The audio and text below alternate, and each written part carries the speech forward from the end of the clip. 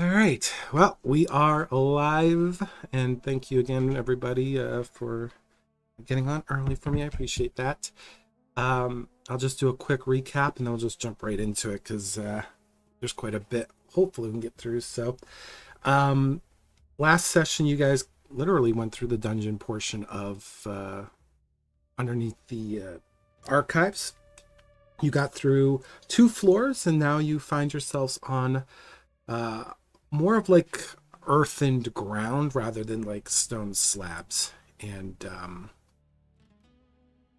you found yourself at like kind of like the edge of a. Hold on, you guys. Want me to fix that for you? You guys can put your tokens down. Just put it west of the wall there because you wouldn't be actually in the town yet. But you guys did find yourself pretty much right before the town entrance. Right before a broken down stone wall, there is a gate, but it's kind of bent and twisted, made out of some sort of like iron and steel kind of combo. It looks like it may have been gilded at one point, but that's all been pretty much tarnished over time. And then beyond that, you do see at least immediately, you probably do see like what looks like a town, or once was a town. You do see like collapsed rooftops. You see brick and mortar that's kind of like fallen in on itself. Some of the structures do seem to have some sort of like stability to them, but for the most part, it's well abandoned. The atmosphere here is thick. The air is heavy. You do hear the sound of a waterfall.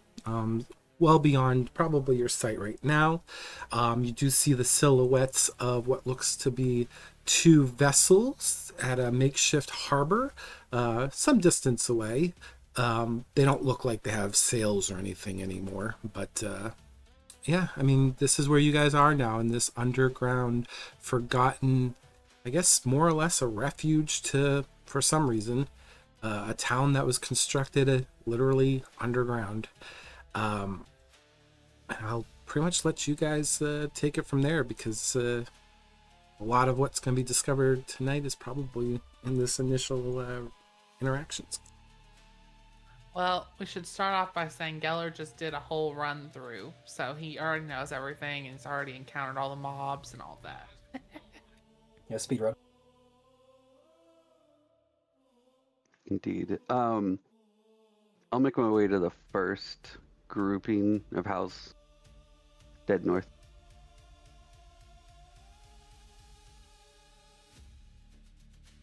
The cluster of homes first. Yeah, and I'll peek inside the first one. See what I can see inside. What's everyone else doing? That way I kind of get a lay of the land and I'll go through each of you. Giller's just gonna walk out, taking a look around the entire area. Vermia follows Geller through the gates and is kind of muttering under her breath, like, it's a town down here. This is a ridiculous place to be. Right, and same thing, you'll kind of walk through the gates and just be taking in the sights of everything.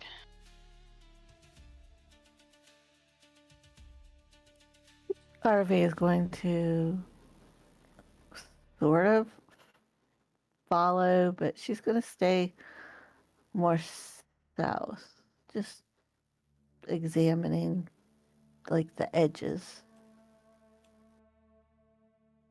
Thistle's gonna look up. And she's looking around, but she's looking up, and can she see like light above her? About probably 80, 90 feet way above you, you do see like little capillaries of light peeking through with foliage kind of draping down like curtains. Thistle's gonna look over to Arve because she's kind of sticking close to her, and she's gonna be like, Broomy, I think I might be able to fly up there. Arve looks at her, takes a moment. Fly. How are you? Oh, yeah. You could This'll always just try. smiling wide. Yeah, This'll just smiling wide. You think I should do it, Shroomy? If you think you can try, if you think you can do it, but I don't need you falling and hurting yourself. And she's gonna kind of poke the back of Ryden.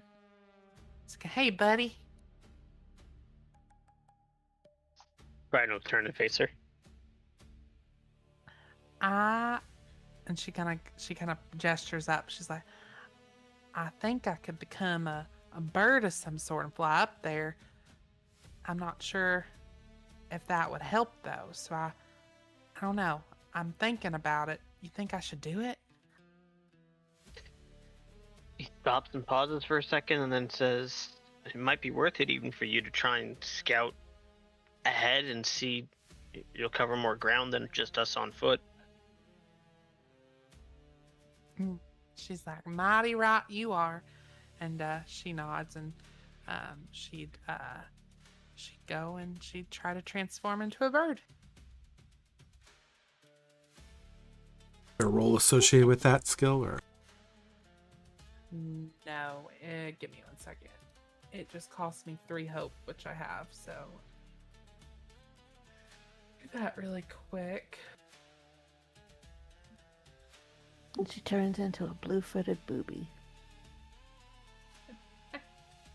Sorry, I had to say it. Those birds fly or do they glide? I think they glide. So fall with style.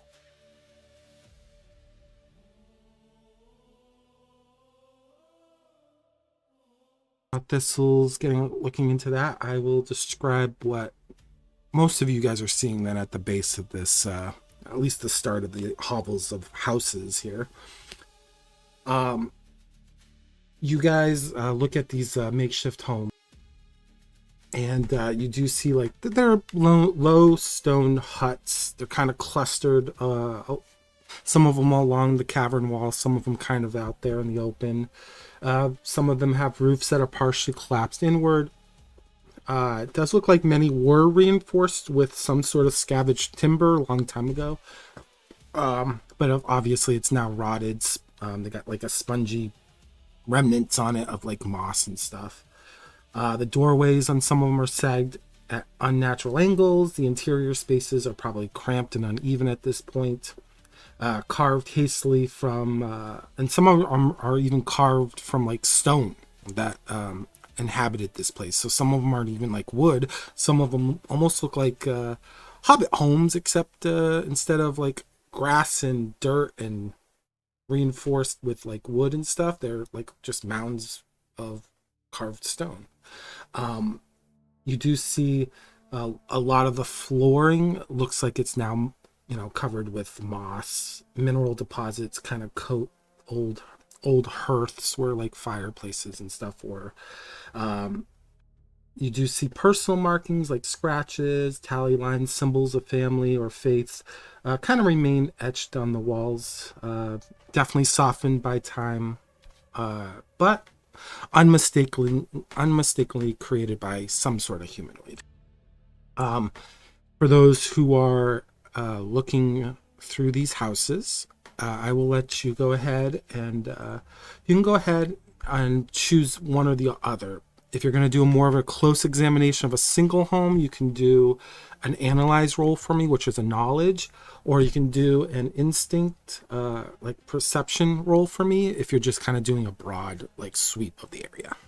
Let you decide which one you want to roll, and the higher the roll, the more the information you'll get. I'll do a broad.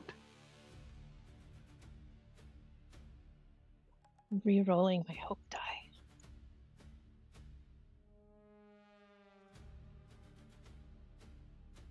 And that changed it to a critical. All right. Wow.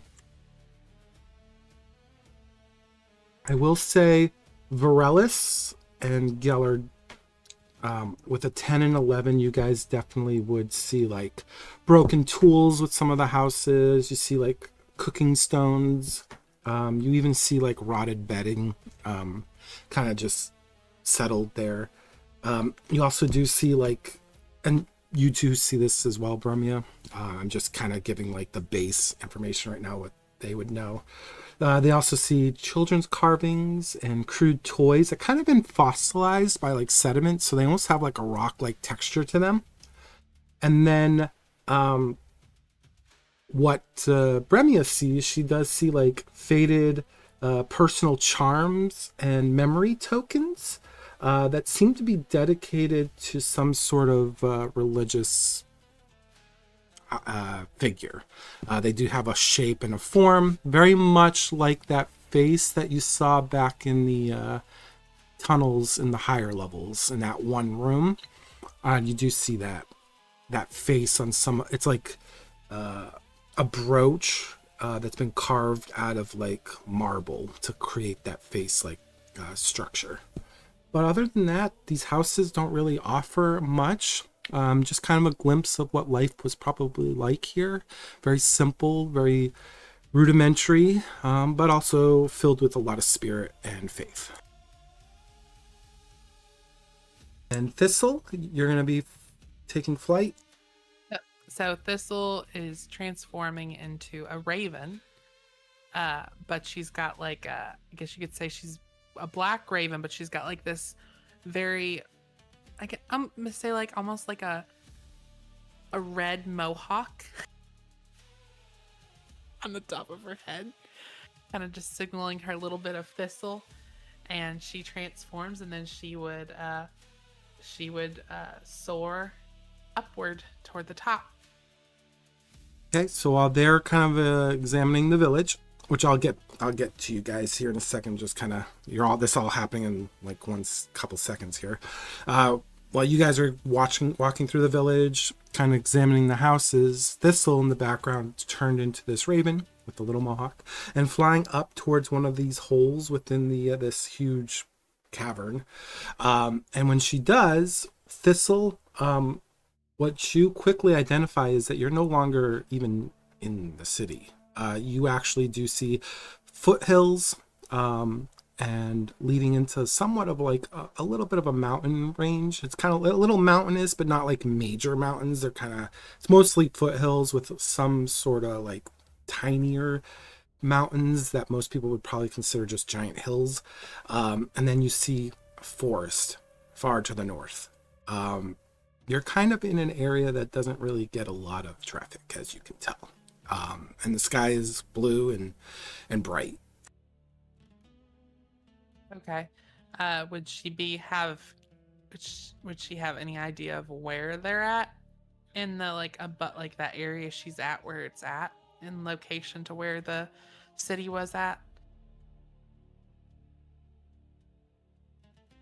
Go ahead. I'll have you roll. Being underground for a little bit, you kind of lose a little bit of sense of direction because there's no really guiding force for you. So go ahead and just roll sense for me with instincts, or navigate, either or.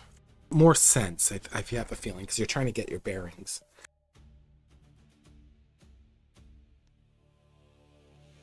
You have no idea. That makes sense. So she knows at least they're nowhere near the city now. It doesn't look like they're near the city. They're no longer under it directly, at least. Correct.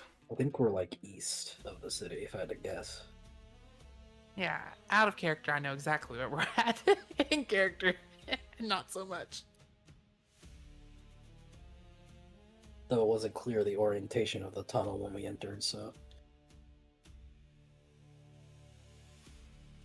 Yeah, so after Thistle sees that, she's not going down to them yet. She's kind of still like up in the air, kind of focusing downward to see what she can see from above. Yeah, you can roll a perception roll for me. You'll actually be at disadvantage because you're really high up there, and the light is very focused on the area above the hoveled houses that your group is at. So details actually from that height and with the darkness around that area, it's going to be a little hard. So roll with disadvantage, right? Mm-hmm.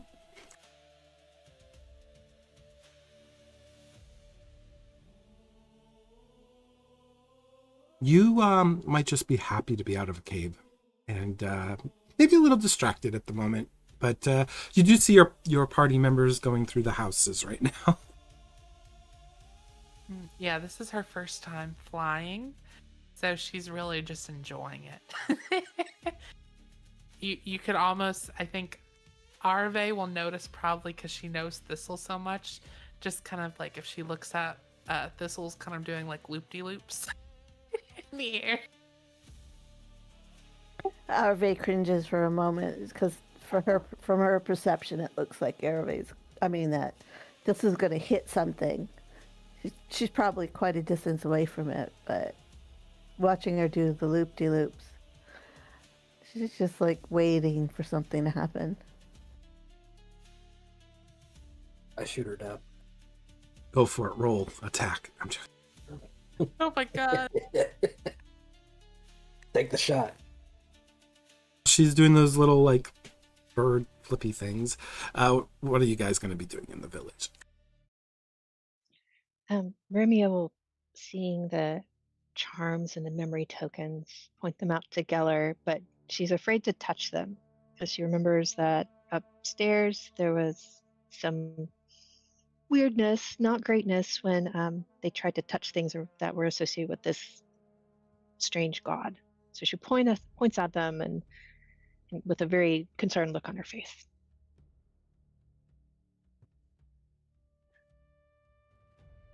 Perhaps this is some dwarven settlement from long ago. My people are known to build cities underground. Maybe. I mean, does anything look... Did those look familiar to you? I take a look at them.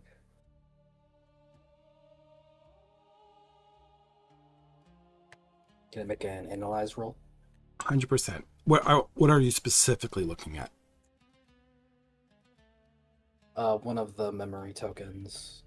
Is there a specific one? You looking at like the brooch with the little face on it? Yeah. Is that the same one as like Kalis, the goddess? The one that you saw in the previous chamber? Yeah. Okay. Is there any other tokens that look different from that? No, with Bremia's critical, she probably would have noticed something like really unique. That was probably the most unique item in these houses. More worshippers of Kalis, it seems. Yeah. Do you think it's okay for us to touch it, or is it a trap? Well, I can check it for magic. Remy also has the arcane sense to sense whether it's magic. Right.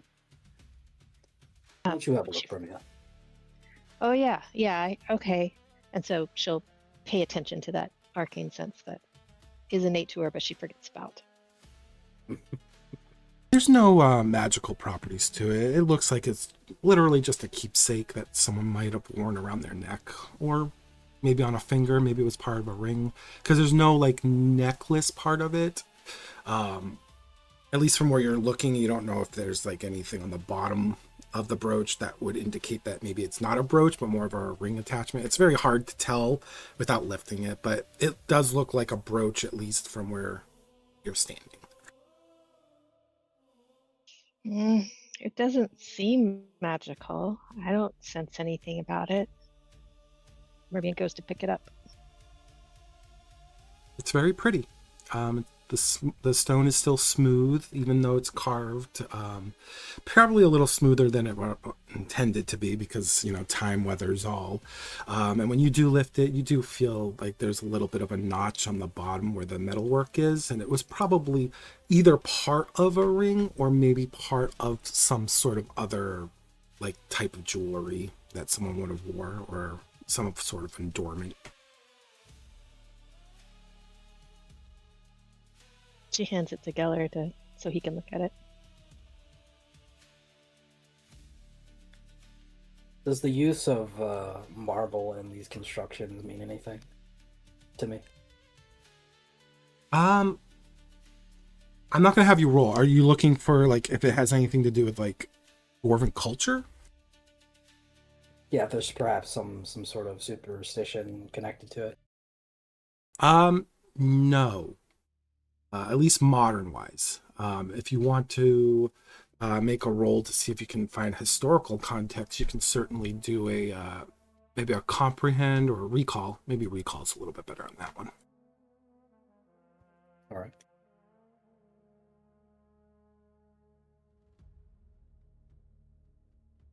That's it. Your people, you can tell by the age of this thing, it's old. It's very old. But somehow the metalwork hasn't rusted or anything. And when you do examine it closer, you realize that the stone that it's made out of is not native to where you're from. And it's actually, when you look at it closer, it's stone that you've never seen before. And you're a dwarf. You've seen a lot of stone in your life. This isn't stone that doesn't seem like it's native to this island, which almost serves as a continent of its own. But you have never seen this kind of stone in itself. So the fact that it's worked this way, and the fact that there's no like discernible aging other than weathering on the stone itself, is pretty remarkable considering how old everything else looks around it.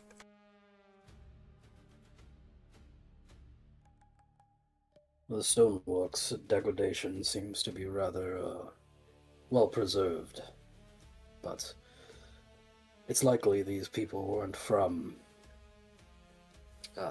this continent. Perhaps they are from the northern continent we learned about previous. Yeah. Well, can I keep it?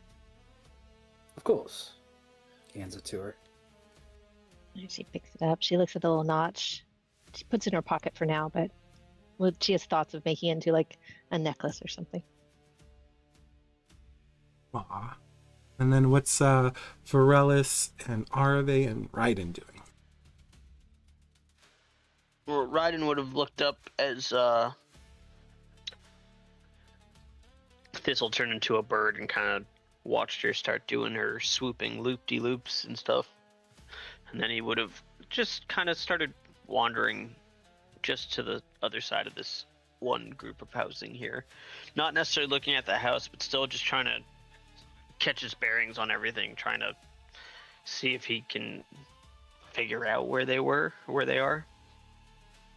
Yeah, do a navigate check for me, but it'll be at disadvantage. Because, like I explained, you're underground, so bearings is really weird when you're underground.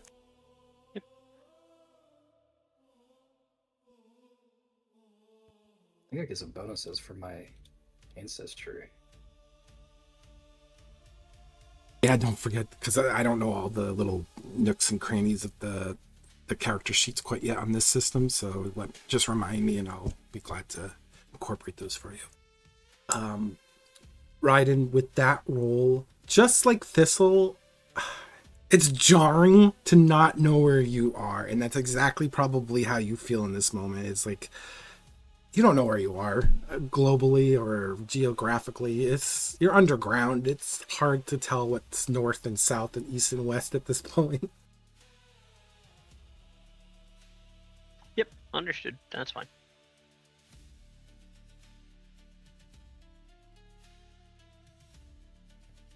I think I should have been getting an advantage on a lot of my like perception and investigation rolls. Oh no. In low light. Know your skills. Yep. The new system. I'm going to take a more deep look at these two houses, three right in front of me. Are you looking for anything specific, or kind of just anything that stands out, or Anything that's useful for us. useful for you? Okay. You could do an analyze, or It's probably more of still perception roll because it's still a broad look. Yeah, I would do perception. I did the knowledge. I'm -1. I know. Sorry. But it was more. Remember, because you went knowledge, or the other one for the broad. I went more tight. Yeah. Well, it's more instinct though. You wouldn't be using knowledge roll for a perception roll. Can he just add his bonus to that instead? It's fine. No. What were you saying? Ending part of your comment got cut off for me, Liza. Mine? Yeah, I didn't know what you were saying at the end. Oh yeah, it was the one right before the roll that we just had. Mm-hmm. The instinct was broad, and the knowledge was specific item type thing. Yeah, they were looking at something like very narrowed. They already found it. Now they were looking at it closer. So that's kind of like the investigative part. You're looking for anything that's useful amongst like a bunch of debris and stuff, right? More broader, but I see nothing. that's okay because when you look through this, you realize there probably isn't much that you would want to use in these houses. These literally look like they were living quarters. And a lot of the stuff that you see, even like the cooking stone, it looks aged.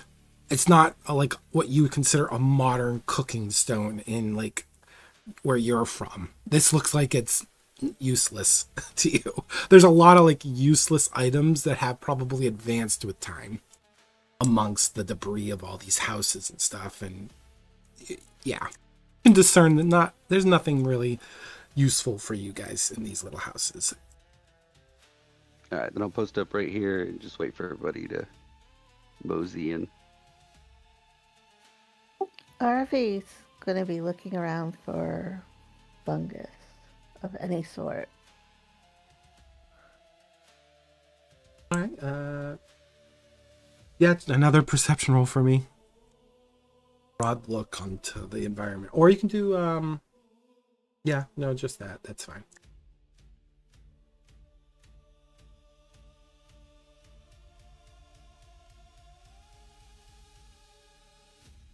With a 19, you don't see any like fungus. You see more like moss and other kind of like low-lying plants. But oddly enough, in this space where you'd think mushrooms would like thrive, or other like fungi, there doesn't seem to be a lot. It just seems to be a lot of moss and other like smaller plant life that just thrives in like a damp environment. Okay, so she's going to take a moment and find a large patch of moss and put her hand down into it and sort of like tickle it a little bit. And she's going to use nature's tongue. Does that require a roll? Let's see. Spellcast roll. This is a natural environment, correct? Yep. Okay, yep. And I'm going to spend 2 hope to gain a bonus. It should tell you what you have to roll above to activate it.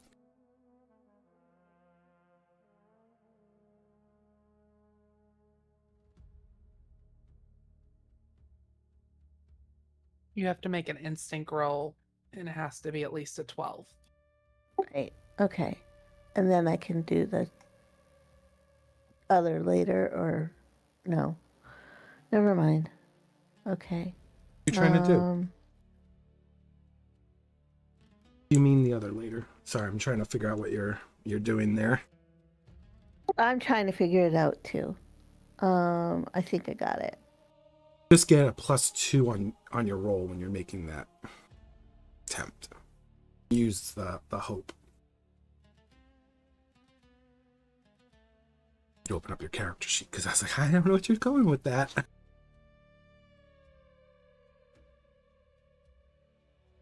You were successful. And what are you gonna Well, I can say when you're tickling it, the moss goes in like a little chorus. You're supposed to speak to animals and plants, and you can ask it a question.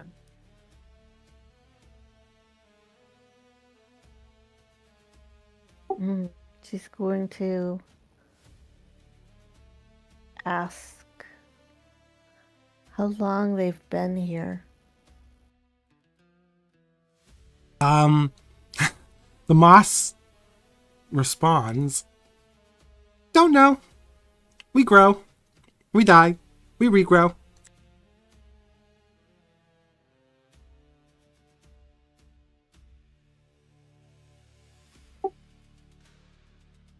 She'd have to roll again to ask another question, wouldn't she?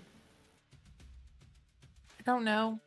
It's kind of vague on that one because it just says on the ability. This is what the whole ability says. It says you can speak the language of the natural world when you want to speak to the plants and animals around you. Make an instinct roll 12. On a success, they'll give you information they know. On a roll with fear, their knowledge might be limited or come at a cost. So it was a fear roll, so their knowledge might be limited or come at some cost.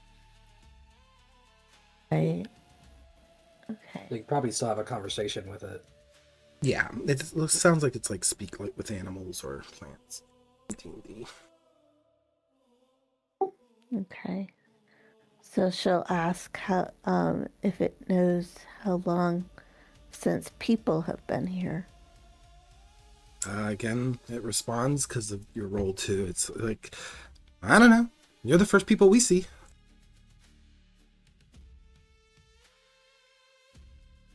Well, she tickles it again and then pets it and thanks them for the information. She stands back up, making sure not to step on the moss. Yeah, it does a little chorus of giggles as you walk away.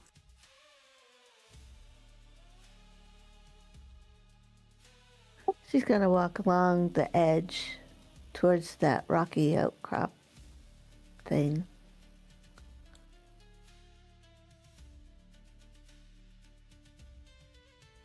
She's also looking up, checking on Thistle at the same time, making sure she hasn't crash landed. Do a When you sense look roll. up at this now, what? I need Arve to do a sense roll for me. Oh, okay. Sorry, I didn't mean to cut you off there, Thistle.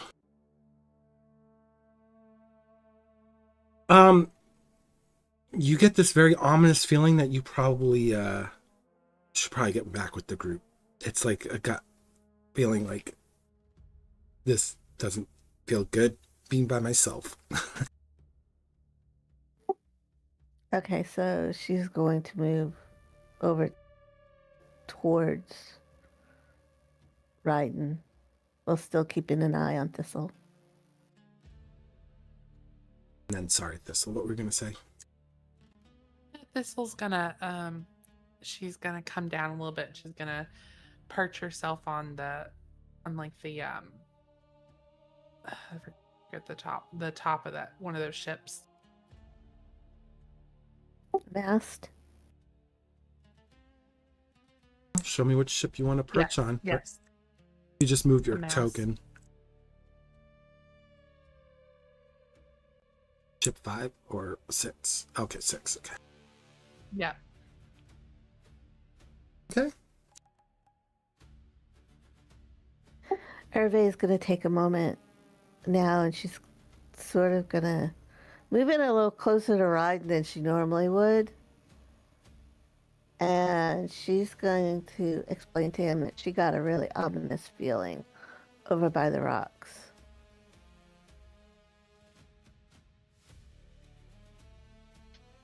Ryden's gonna look at her and then say, well, let's go investigate it. I don't know about that. It was an overwhelming feeling that I need to stay with the group. So maybe, I don't know, maybe there should be somebody else with us as well.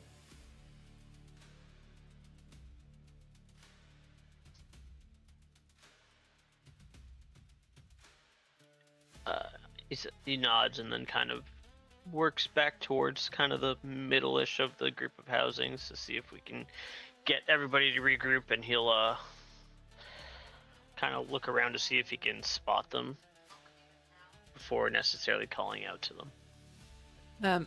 While this is happening, I want to say when Thistle lands on the boat, I figure she might look around again since she's a little bit more focused than she was before. Like a broad spectrum view of the whole place you want to get?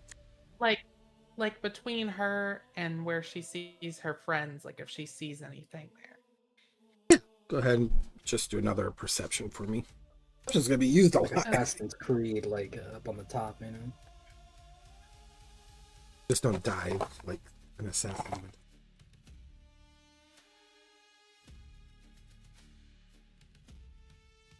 I would say between you and your party, there's nothing except dirt before the houses. Nothing that stands Okay. out to you. Okay, then she's just gonna kind of stay there, kind of got her eyes on the group, and she's kind of periodically like shifting herself a little like around to look around, but she's just staying perched up there like a bird.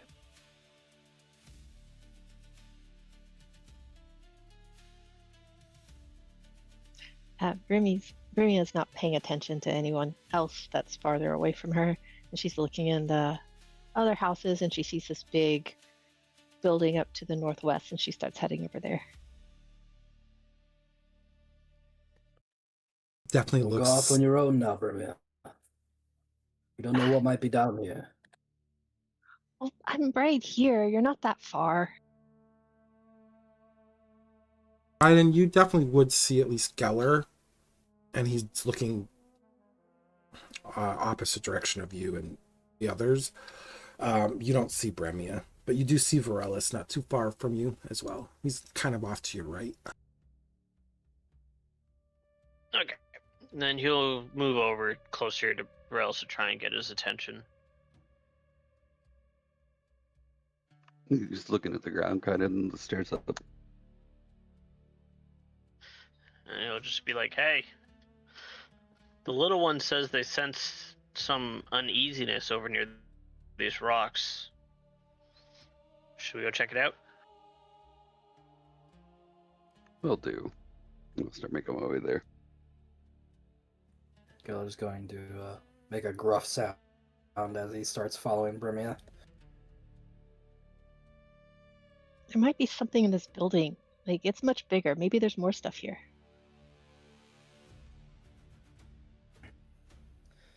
Perhaps, but it does seem fairly abandoned. Never know.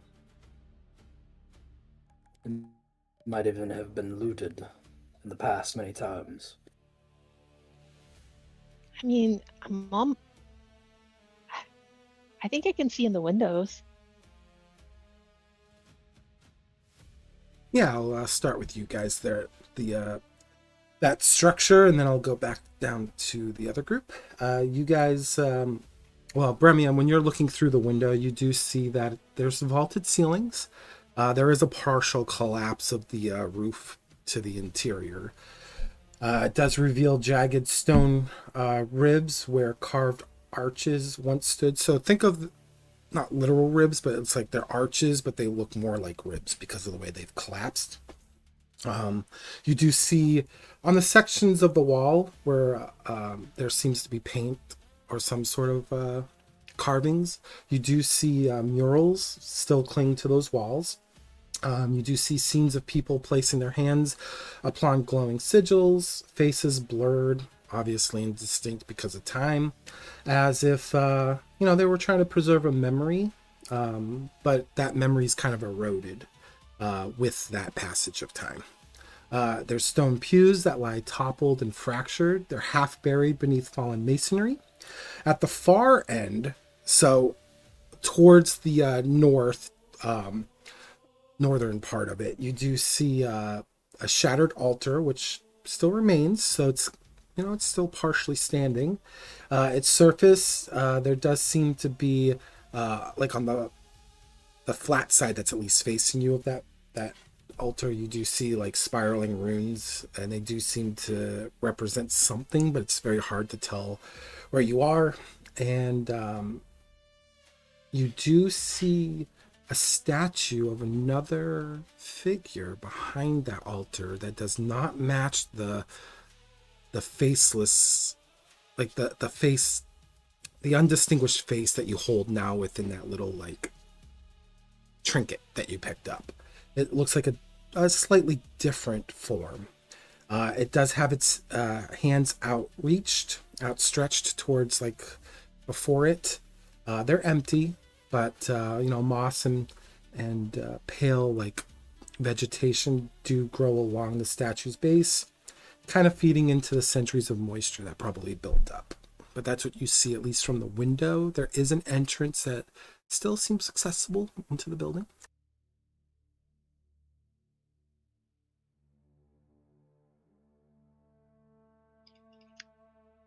Look, there's an altar. It has stuff on it. Let's go see it. Very well, but allow me to lead us in. Okay.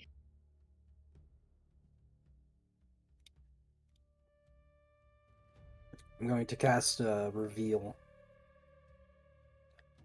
Just in Ooh. case there's anything magical. Yeah, the altar glows. I don't know how you want it to glow, but it does glow. Okay. It says I have to make a roll for like any difficulty things. Do I need to do that? Nope, no difficulty on this. I'm going to keep it very base on that one. Okay.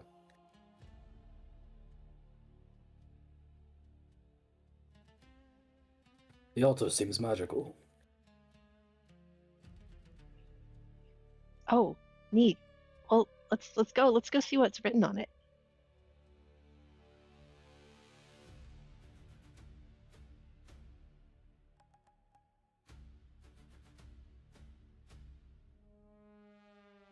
You do enter, you do see like We step up to the altar.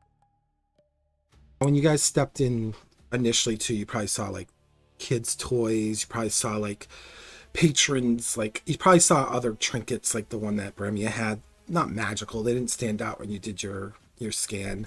Kind of probably like tokens that were left behind. And then when you do approach the altar, you do see like sigils that are etched on each side of the ritual. Think of it more as like a pedestal or a what do you call those things?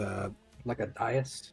Yes, exactly, just like that. Except it's got 3 sides, and then the other side's kind of like where you would put items and stuff for a ceremony. But each of the 3 sides do have etchings, and it's not the dais itself that's glowing, it's those sigils that are glowing. And behind it is obviously it's a statue of a feminine form in some sort of like robe that's draped down towards the ground. Her face is a little bit more chiseled in. It looks very youthful in appearance. And the moss only seems to cling to the bottom of the statue. It doesn't seem to be able to affect the top portion. It's like whatever this stone's made out of, it's resisting a lot of natural elements that normally would affect stonework in this type of moist, humid environment. Is it made of the same marble as the brooch? Yeah, it's made out of the same stone. Okay.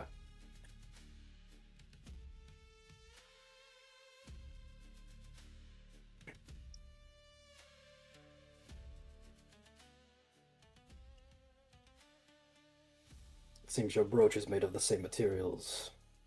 They must have used it for its preservation properties.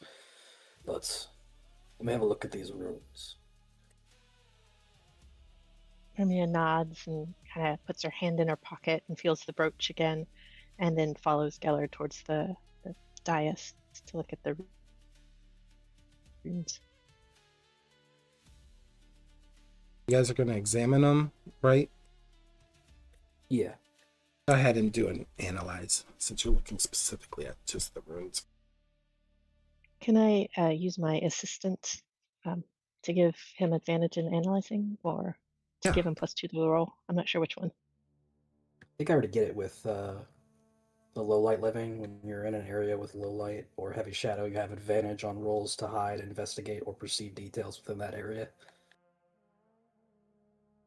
Okay, I think my experience can just add +2 then, and not do advantage. You know what? Go for it. I'll let you have the +2 as well. Cool.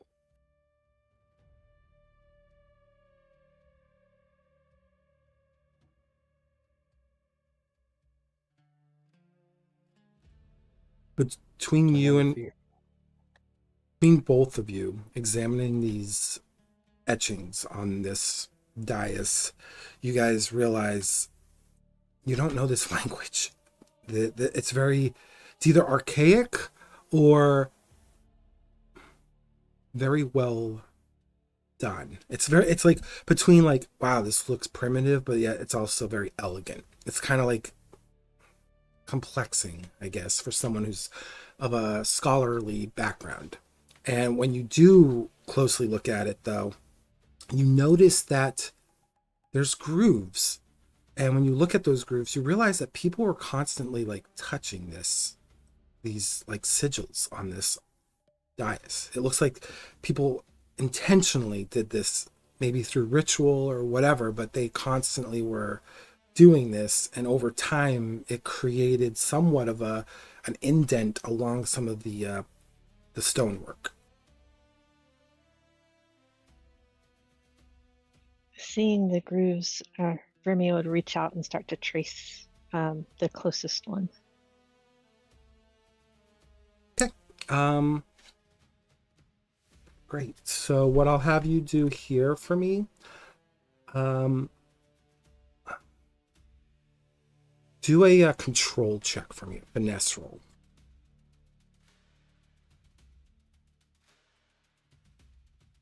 Awesome. That's a critical. Dang. So Geller, when you watch Bremia, you see that she almost looks like she's frozen in place for a moment. For Bremia, the entire structure she's standing in is in pure form again. The ceiling is the way it was. Beautiful murals of like divine entities seem to filter the top in like a cascade of sunset colors. There's clouds and stuff that seem to be like painted upon the rooftop. You see the pews are all reformed. There's no people amongst them, but you do get like this warm sensation that people gathered here to they were gathering here to worship something that was older than themselves, a tradition. And you for a moment feel displaced from time, as if whatever it is that you touched is allowing you to have a glimpse of a memory. And when you do this with the critical, I'm going to give you this information. You hear the words Seralith being mentioned, and it's not a word, but it seems to be a name. And it seems like whatever that name means, it was carried upon the words of prayer. And your eyes kind of are forced to look at the statue. And you can associate that Seralith is this statue. And with a critical 2, you hear a bit of a sermon that's been long past, and you hear the words of, even though we pass to the next life, our memory shall always be etched within the stone and earth we walk. And then you kind of snap to, and Geller is standing there beside you, and you're back in that ruined like building. Vermio just looks at him. Did you see that? I saw you touch it, yes, but I didn't see anything else. It was kind of like before, but not really. In the other place where there was a field and people and stuff, with the triangles. It's kind of like that, but different, because it was this place. It didn't take me anywhere different from here. It was this place, but it was all like new. And the murals were beautiful and colorful, and there weren't any people, but people used to worship here. They used to worship, and she looks at the statue, um, Seralith. She points. So, does that mean anything to you? Does it? Uh, go ahead and do a recall roll for me.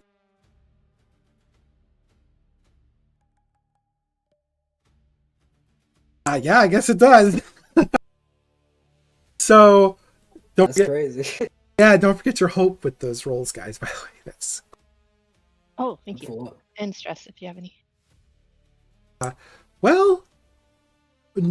Seralith is a very, very, very old divine name, and very few scholars know of her name. And you happen to have come across a tome in your very various travels throughout this island. You found perhaps a few pages of her teachings still preserved somehow by the grace of the will of divine intervention, perhaps. Enough information on those papers to know that this divine entity, Seralith, was the god of memory. Her worshippers, from what you had on those papers, believed that even though when you pass away, they didn't believe in heaven, they didn't believe in like a hell or any of those type of environments. They believed that your memory lives on through the land, through stories, through even just the remembrance of a place. Even if your name is lost to the pages of time, your memory still exists in the places that you walked because you were there. And it kind of makes sense on now what Bremia saw, because the sigil, with the last page you got with that critical, I'll let you get this too. Those sigils were markings of this god to allow their followers to leave like impressions of not themselves, but of like feelings and of visual aspects of their environment, but they couldn't necessarily leave like an impressions of what they look like. It was more like memories of a place, of the thoughts that followed, maybe words that stood out in those places. It wasn't always defined, they weren't always clear, but they were impressions.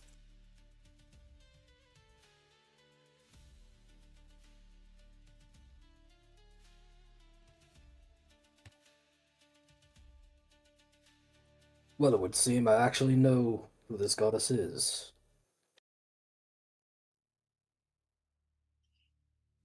I'm not surprised. You read a lot. Is there some sort of slight on me? No, no. It means you know a lot. Indeed. She's the goddess of memory.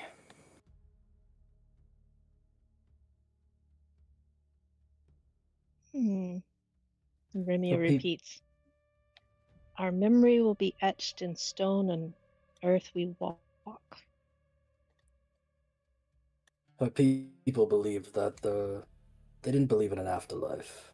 They believed that their emotions, thoughts, and feelings could be tied to a location, object, or stories themselves.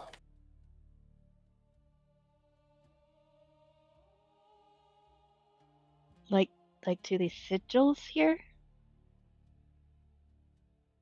The purpose of the sigils was to retain those memories, it seems.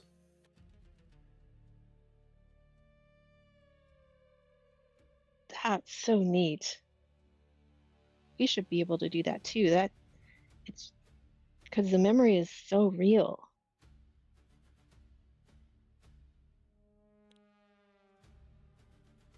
Could I ascertain how the magic itself works? If I inscribe, say, like the symbol on something else, would it work the same, or do I need something specific?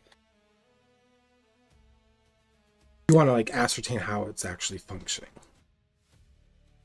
Right. Yeah, I guess you could do an analyze roll and see if you can figure that out, or yeah, it's probably the closest for stat wise. Or comprehend. So we'll say it's an analyze, comprehend kind of situation here. It's still knowledge roll, but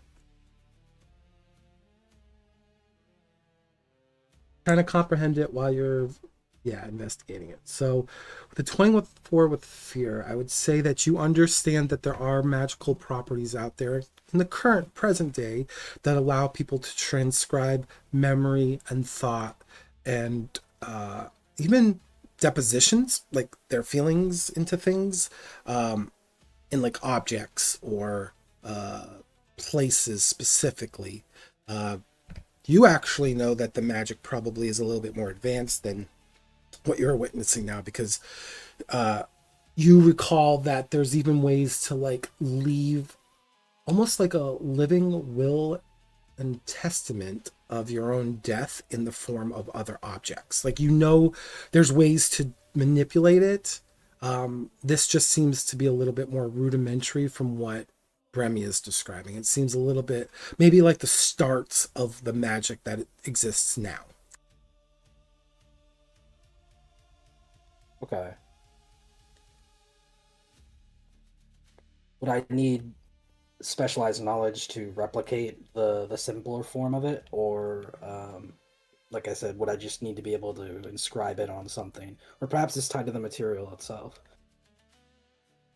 Well, I'd say with your previous analyze roll, you'll notice that each of the glyphs are different. So it's not like they have, perhaps it's just whatever they infused within the glyph is what is actually magical, not the glyph itself. Perhaps if they just even made a circle, they could just infuse it. But the glyphs probably meant something to them. Right. If it's a language, it likely had power within it that they held some sort of significance to.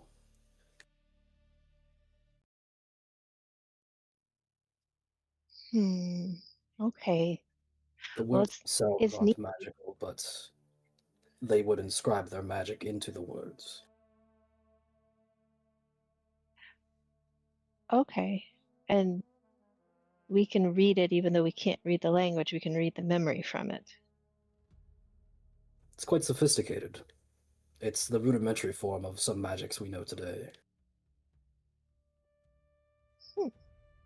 That's really neat. And Brimia kind of kneels down and finds an area on the one of the three sides that doesn't have a glyph and draws just a small circle. It says really quietly, "I was here." It's converted you, huh?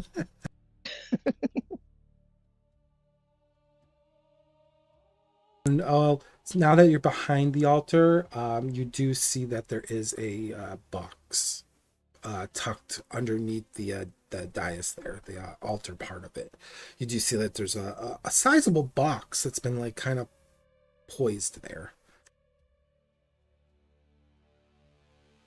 Ooh, hey, a box. Maybe there's more stuff. I adjust my glasses in excitement. Brimia rushes over to open it. Oh, okay. You swing it open. No care in the wind that there's a trap or not. There's no trap. We're dead.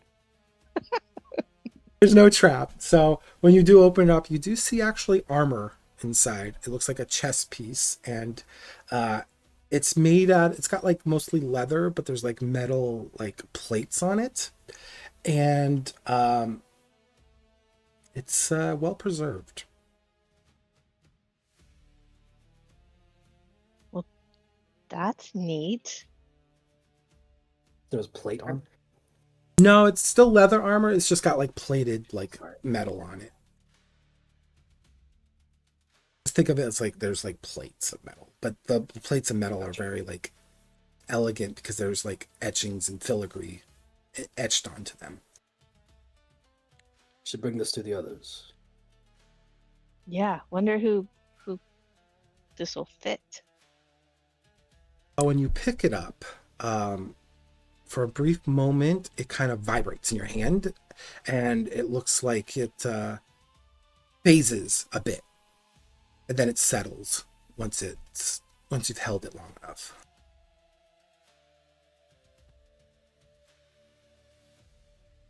Looks like they meant to preserve this.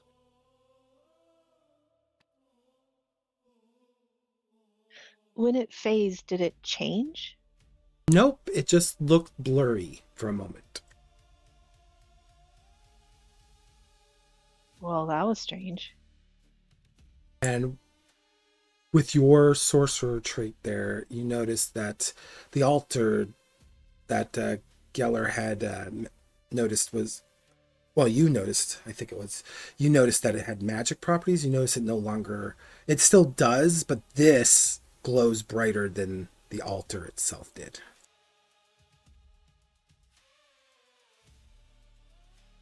Seems really magical. I think we perhaps broke some sort of link here. Well, I don't see anyone around here that needs it, so I figure we need it more. Indeed. Seems to have magical properties from being placed down here. But one moment. I pull out my dagger, and I try to carve our names into the altar. Ooh, okay, go make a attack roll for me.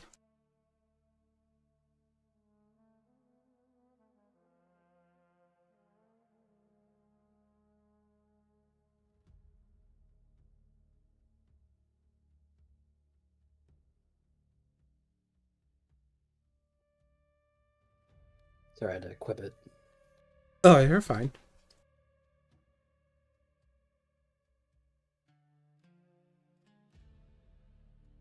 Okay, and then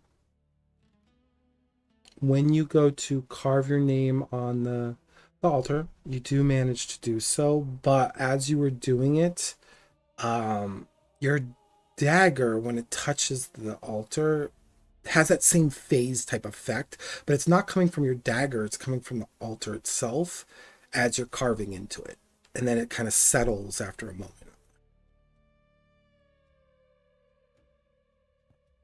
It's peculiar. Oh well. I mean, hopefully we didn't break it. Maybe they're like taking a snapshot of this memory. Yeah, so the next people can see what we see, in addition to what it used to be. Perhaps. I'm gonna finish carving our names into it if I can. Yeah, you do it very well. And while Keller's doing that, Brimia is looking at the statue. I'm gonna do it in Dwarvish as well. Ooh, elegant. Yeah, you look at the statue, she's very beautiful, or at least the depiction of this god is very beautiful. It's very sad looking too, though, because her face, when you look at it long enough, you realize that she's not smiling. She doesn't have a neutral tone on it. It looks like there's sadness purposely depicted on her.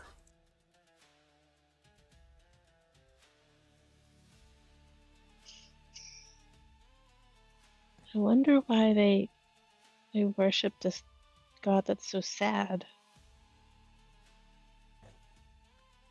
I can imagine it's quite bleak believing that there is no afterlife. It seems like it will be hopeful that memories, like you live on through memories. That seems like a good thing. You'd be surprised how many people don't find any solace in that. Yeah. Guess everyone thinks their own way. Should we see what the group's up to? Get this chess piece back? We should. But was there anything you wish to talk about?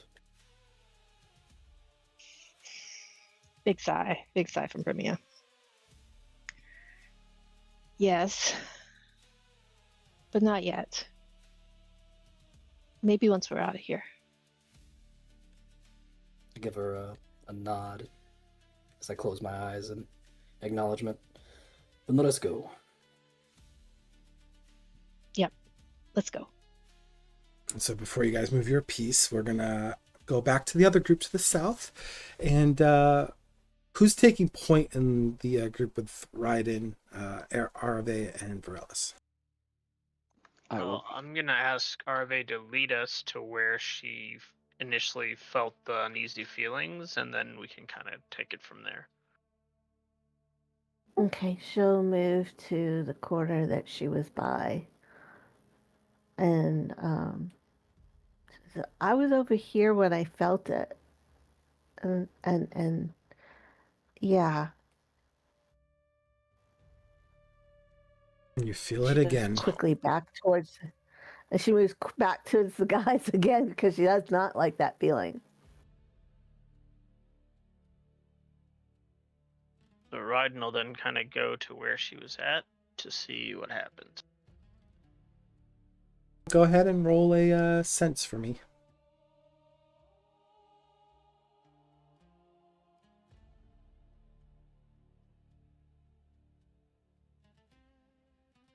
Actually, anyone that's close to Raiden should roll a sense again for me. 9, I will say the feeling that you got is worse than what Arve got. You feel a mix of emotions from being depressed to being mournful to being in agony and to being in pain. It's like hitting you all at once. There's no memories associated with it. It's just the raw feelings of these things hitting you.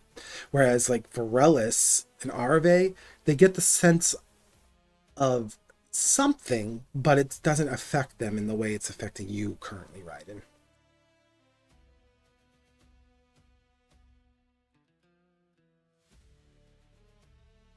So he Arave's will. feeling. Go ahead. No, go ahead. So Arave's feeling it less than she did before. I mean, you still feel there's something off, but you're not feeling it anywhere like Raiden did. Okay.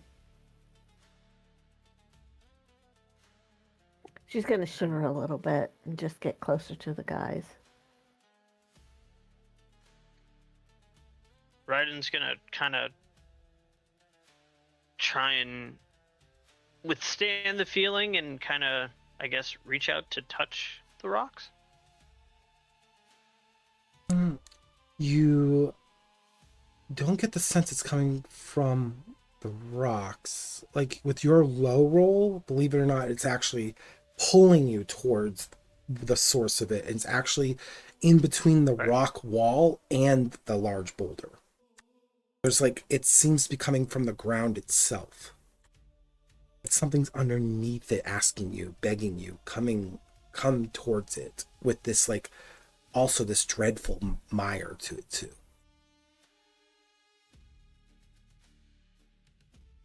So he feels it from beneath there.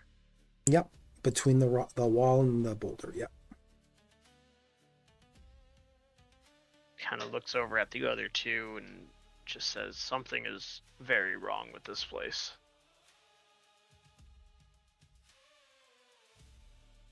Arve nods emphatically, so much that her mushroom cap is flopping around. It's like it's trying to pull me further down. I had to get pulled into the back rooms. Don't let it do that. Arve moves closer to Raiden. She'll grab his arm to hold on to him so that hopefully she can help keep that feeling from pulling him further.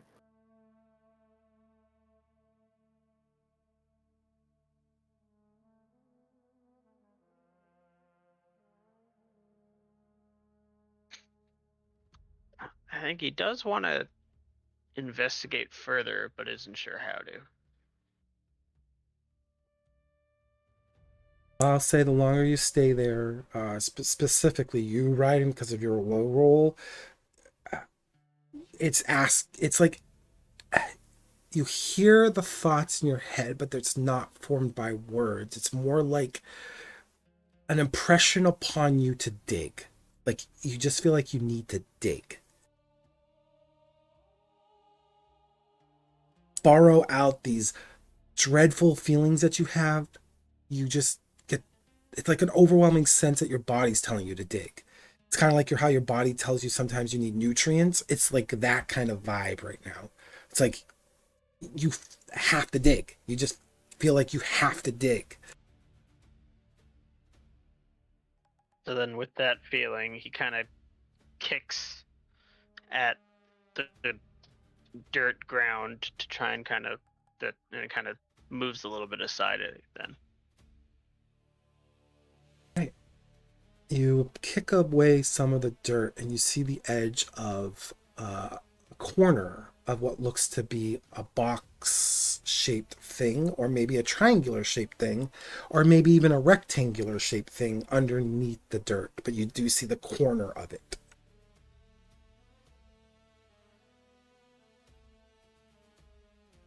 Kind of sees it, glances at it, and then kind of looks over at Hervé and Vaeryndel to see if they also see it.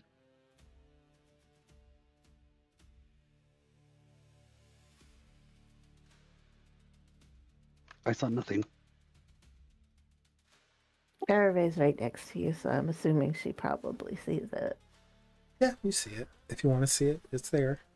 It's not very big. It's not like it's fully removed, so it's probably much smaller than your palm. It's that much for the corner of this structure.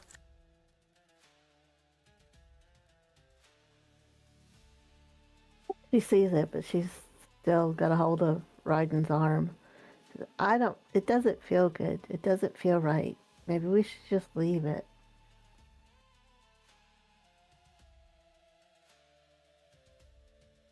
Looks at Vaeryndel for his input. Go for it, man. You got the devil and an angel on your shoulders. Hervé looks at Vaeryndel and you had to say that. It doesn't look right. Doesn't feel right. But she lets go of Ryden's arm. He won't be able to let this go. Do it. She moves a little bit away from the two of them because she doesn't trust that box. It's a landmine. Landmine. He kicks away more of it then. Yeah, I mean, without truly digging into it, you're just kicking away maybe like centimeters at a time. So you're just exposing a little bit more of that corner. The dirt's packed in pretty well, so you notice after kicking it a few times you might have to get dirty getting it out of it, exposing more of it.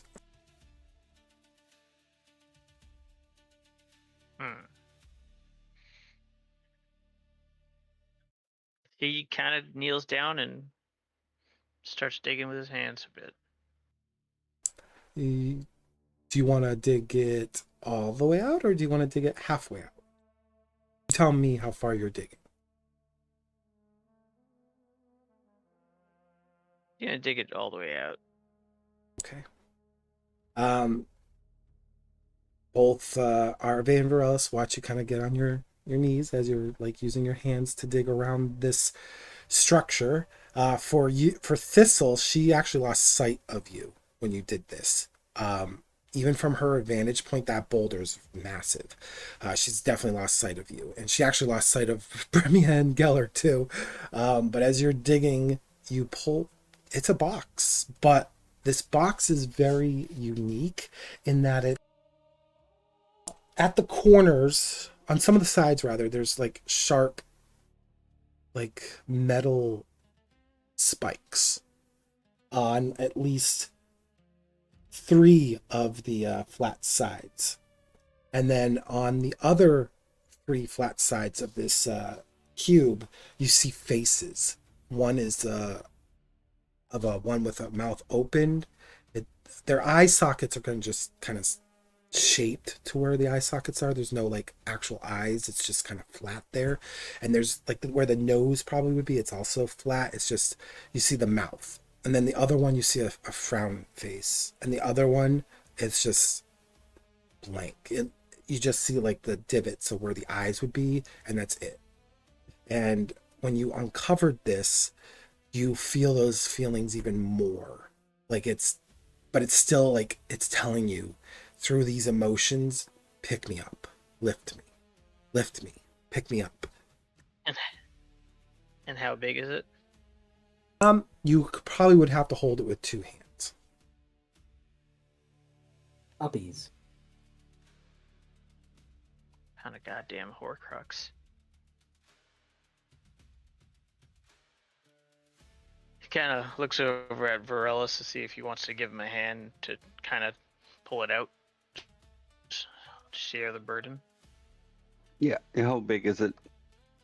It's literally, Ryden could pick it up with two hands. So for you, it would probably be one hand because your hands are probably much bigger than Ryden's. Yeah. I figured I could just palm it and pick it up. Let's do that. Okay, as you guys lift this up, well, you three are now in combat. Put this on the thing. Technically with you, so I'm going to put it right there. So as you pick it up, the mouth starts screaming this high-pitched noise, but it's not like, it doesn't remain high-pitched. It starts to like echo in various pitches and tones of various like emotional states, and it actually has the spotlight now as it kind of has like surprise moment on you guys, and it's going to pull up a sheet, but you realize this thing, whatever it is, it's more than just a box, and it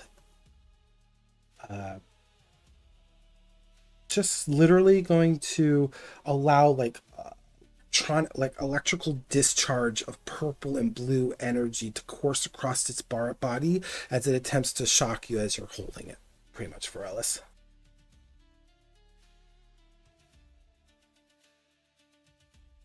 It inflicts damage on me or not?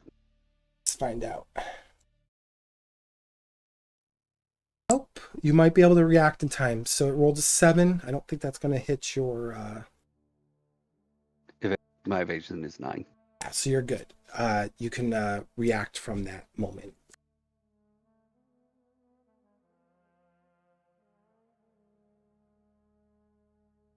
How did it try to damage me?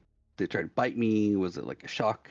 Yeah, the whole body just became electrocuted, basically, on the exterior of it. And it's like these blue and purple, like, energy that's coursing across its surface, trying to shock you as you're holding on to it.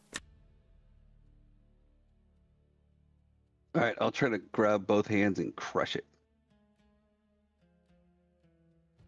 All right, go ahead and make a strength roll for me. So that will be, yeah, you're attempting to smash.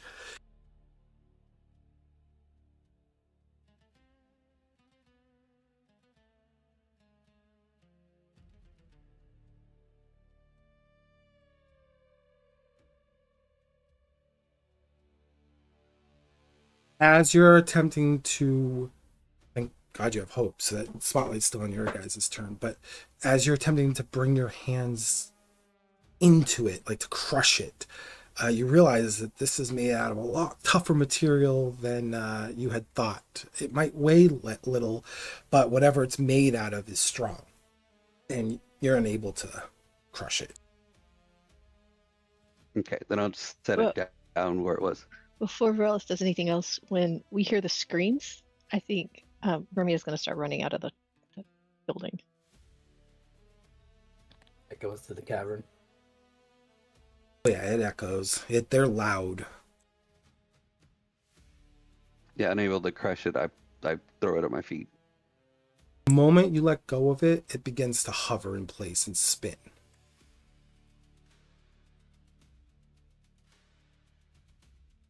spotlight's still yours, guys. I'm gonna pass the spotlight to Ryden. I'm gonna hit it with my sword. For it. Thistle, you can see this now. You even see the light coming from that area. You definitely see it. Okay, because I'm a bird thingy, I have a bird's eye view, and I can do it once per long rest. I can ask a question without needing to roll, from what I can see. She sees this thing over there and the screams happening.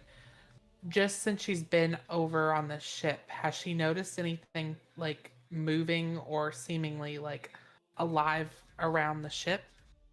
Nope, nothing around the ship. The ship is obviously out of place for being underground, but you don't see anything living on it. Okay, so it just looks like an empty ship. Okay. All right, well that's good. And she would, hearing the scream, she would try to head that way too, which I guess she'd probably get there fairly quick. You could probably get there pretty quick as a bird. I'm gonna have her land on Arve's shoulder. Okay. Head riding. Narve is holding her ears from the shrieking. So Ryden will take out his sword and take a swing at it.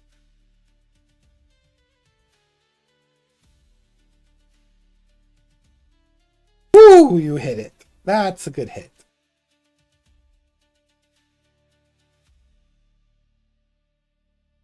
I didn't do damage.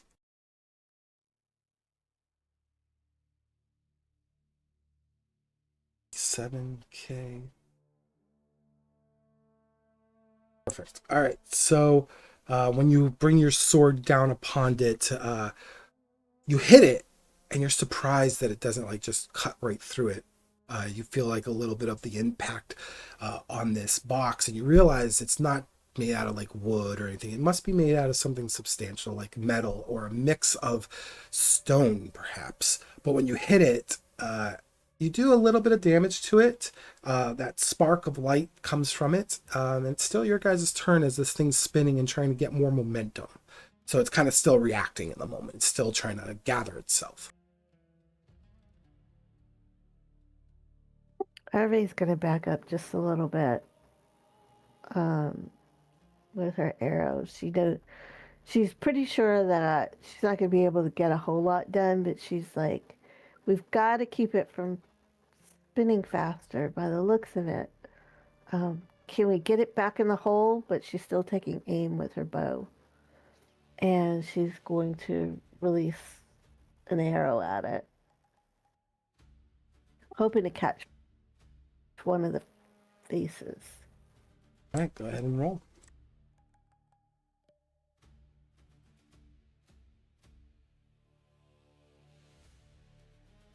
Oh, did you roll your attack? You have to roll your attack. That was the damage roll. I did it backwards, sorry. That's all right.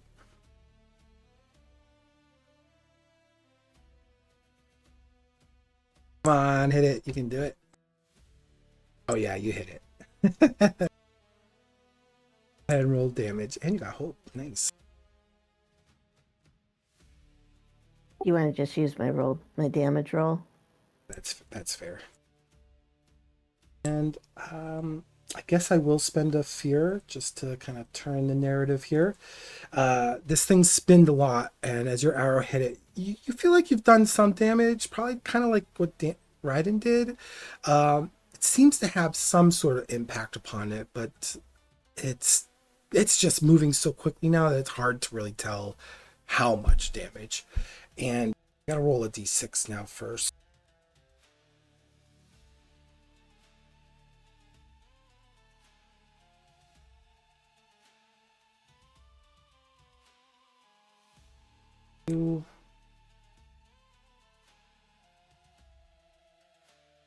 It is marking a stress here, and it is you watch as it stops spinning. The mouth that is open gapes open, and it shoots out this large beam of purple, white, and blue. It looks like it's at Vaeryndel. However, it's going right over Vaeryndel' shoulder and towards you, Arve. So one of those close, like, moments where Vaeryndel is like, oh, probably ready to brace for impact, and then it kind of, like, just goes right past him. And let me just roll to see if it hits you.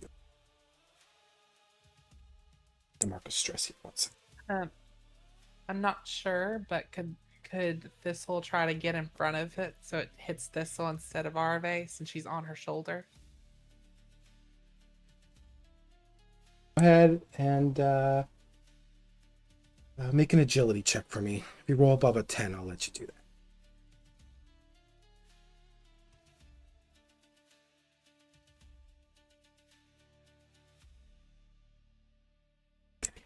Oof. Worth the effort.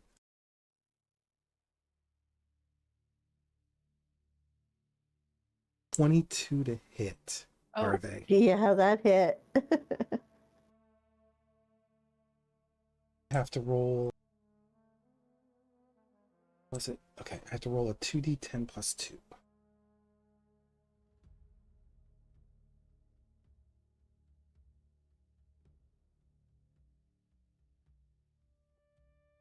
$17 points of damage as this magical beam that projects from this box hits right into Arve. Okay, I'm gonna use an armor slot and take one hit point. As I feel the blast, it's probably gonna knock me back a bit. Catching it probably most likely in the chest. Also going to spend another fear to use its relentless trait, which allows it to be spotlighted twice in a row. Spend that again, so it's 2 fear I've already spent. I'm trying to be honest here, so let me roll a d6 here.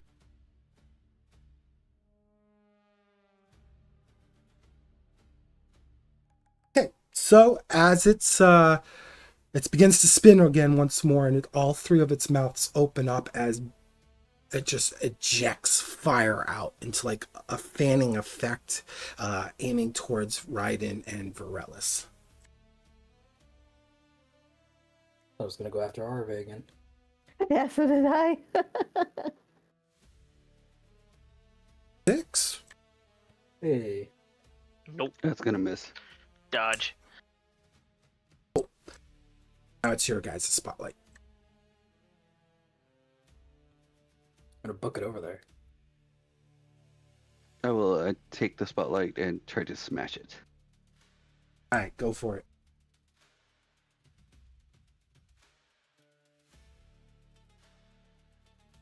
I'm gonna go ahead and turn that into a hope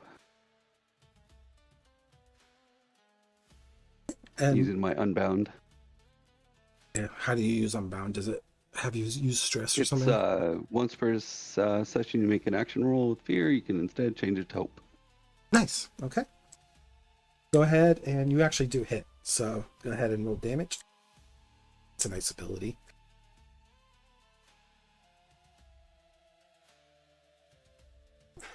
Nice. It's 17 points of damage as I slam the hammer down on the top. It's a mace. And I hand the spotlight to Geller. Well, I can say this thing is now starting to look. It's starting to take looking. It looks like it's actually taking damage now. So Again.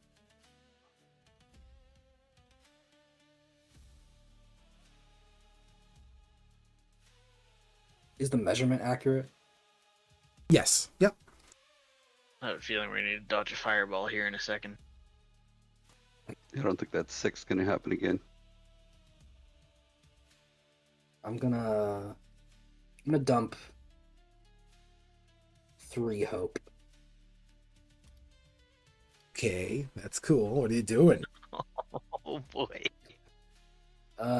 I'm going to cast Arcane Barrage. Oh, damn. Okay. Spend any number of hope and shoot magical projectiles that strike a target of your choice within close range. Roll a number of d6s equal to the hope spent, and deal that much magic damage to the target.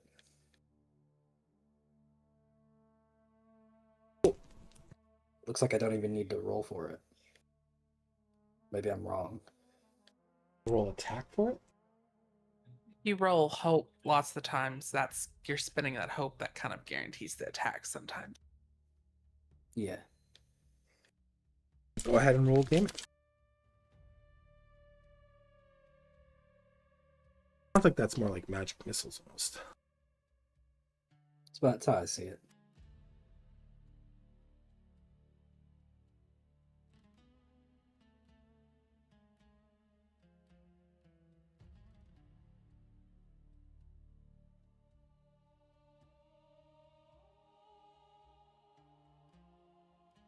$15.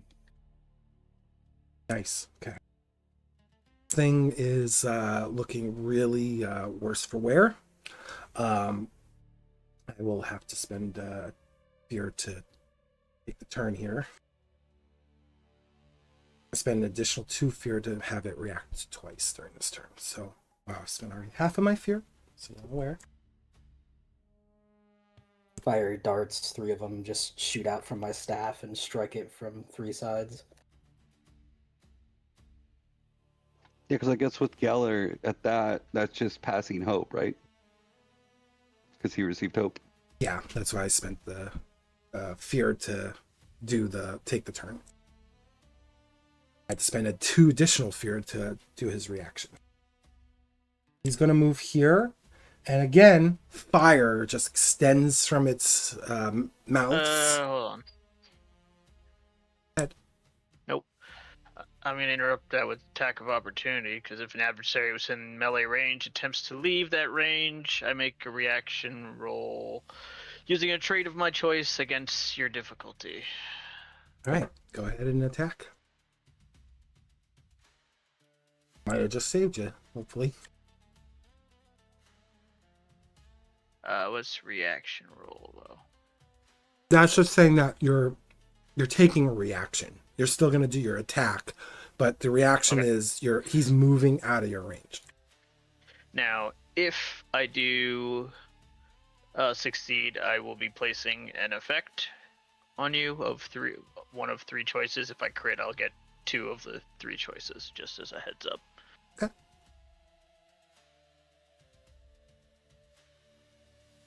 That actually misses. God damn. I was almost cool. Sorry, guys. That would have been cool, though. It would have been epic, because you would have been like, ah. So it is, again, fire comes out of its mouth, and it's going to now attack Vaeryndel and Geller with this. Raiden, you're just out of its range.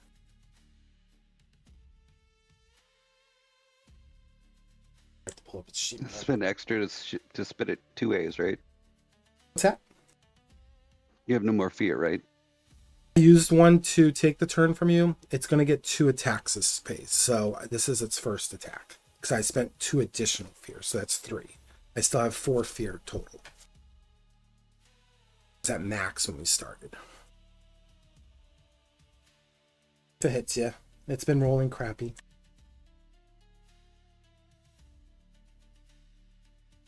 All right, 13. 13 will hit. Does that hit you, Geller? Yeah. What's that? This one has special traits, so 2d8. Okay.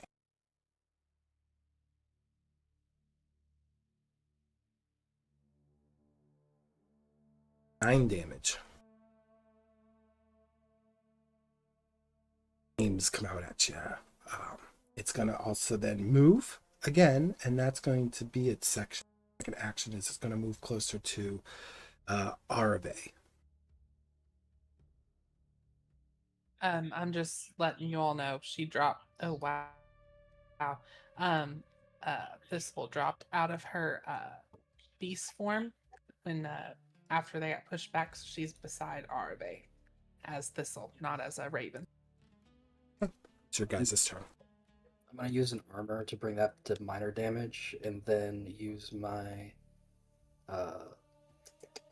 thick skin feature as a dwarf to transfer that to stress instead of 1 HP. Oh, that's a nice trait. Okay.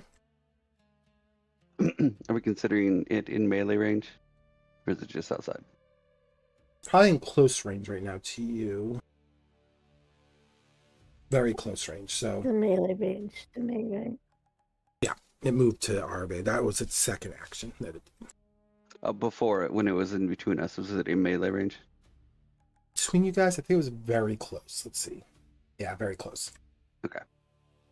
I used armor and took 1 hit point. Armor is nice. I'm gonna have Thistle hit this thing with her staff. Go for it. Let me try to do it.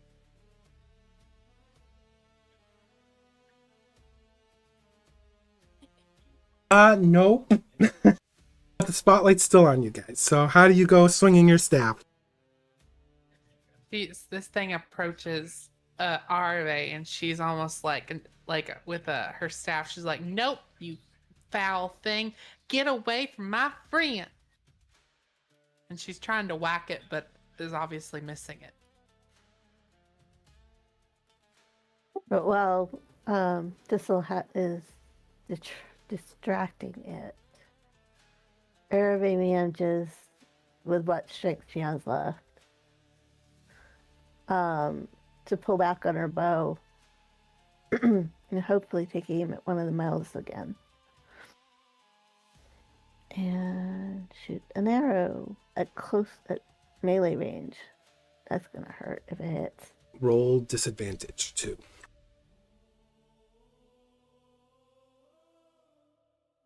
As you're in melee range trying to shoot a bow.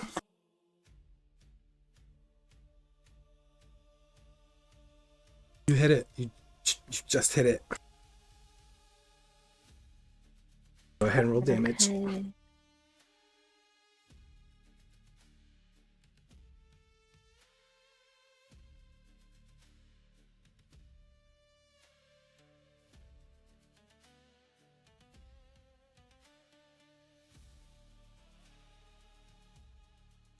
All right. Well, with that arrow piercing through the box, it just shatters. But as it shatters, it also explodes. So anyone that is in very close range to it will have to roll an agility check higher than a DC of 10 to avoid taking damage. Melee range of it, you have to roll a DC of 15 to avoid taking damage.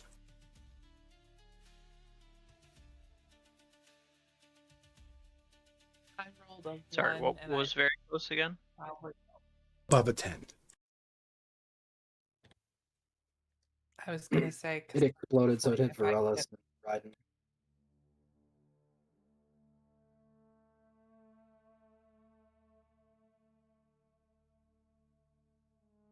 I see Thistle's probably gonna get hit here.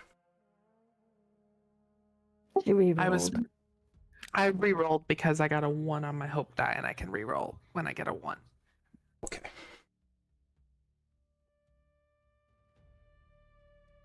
So you're going to avoid it. It was Arve. And then I just need Raiden and Vaeryndel to roll theirs. Raiden, you're going to avoid it too. Agility A. Yeah, you got this, muscle man. Legend. Yeah. Yeah. We'll say as it explodes, you guys don't actually have to move. It's kind of like you have, I don't know, luck on your side, but the explosion isn't necessarily like made by fire. It's just electrical currents just going wild all around you, and they tear up the ground and everything, disintegrating the parts of the box that might have survived, and it's gone.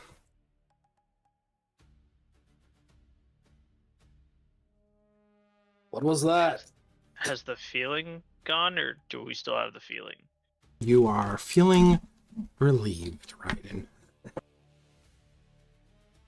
A bad thing. Criminal. It made me dig it out of the ground. Thistle's gonna look to Arve and just be like, "Are you okay, Shroomy?" She's kind of like knocked back onto her butt. She's sitting there and holding her chest. So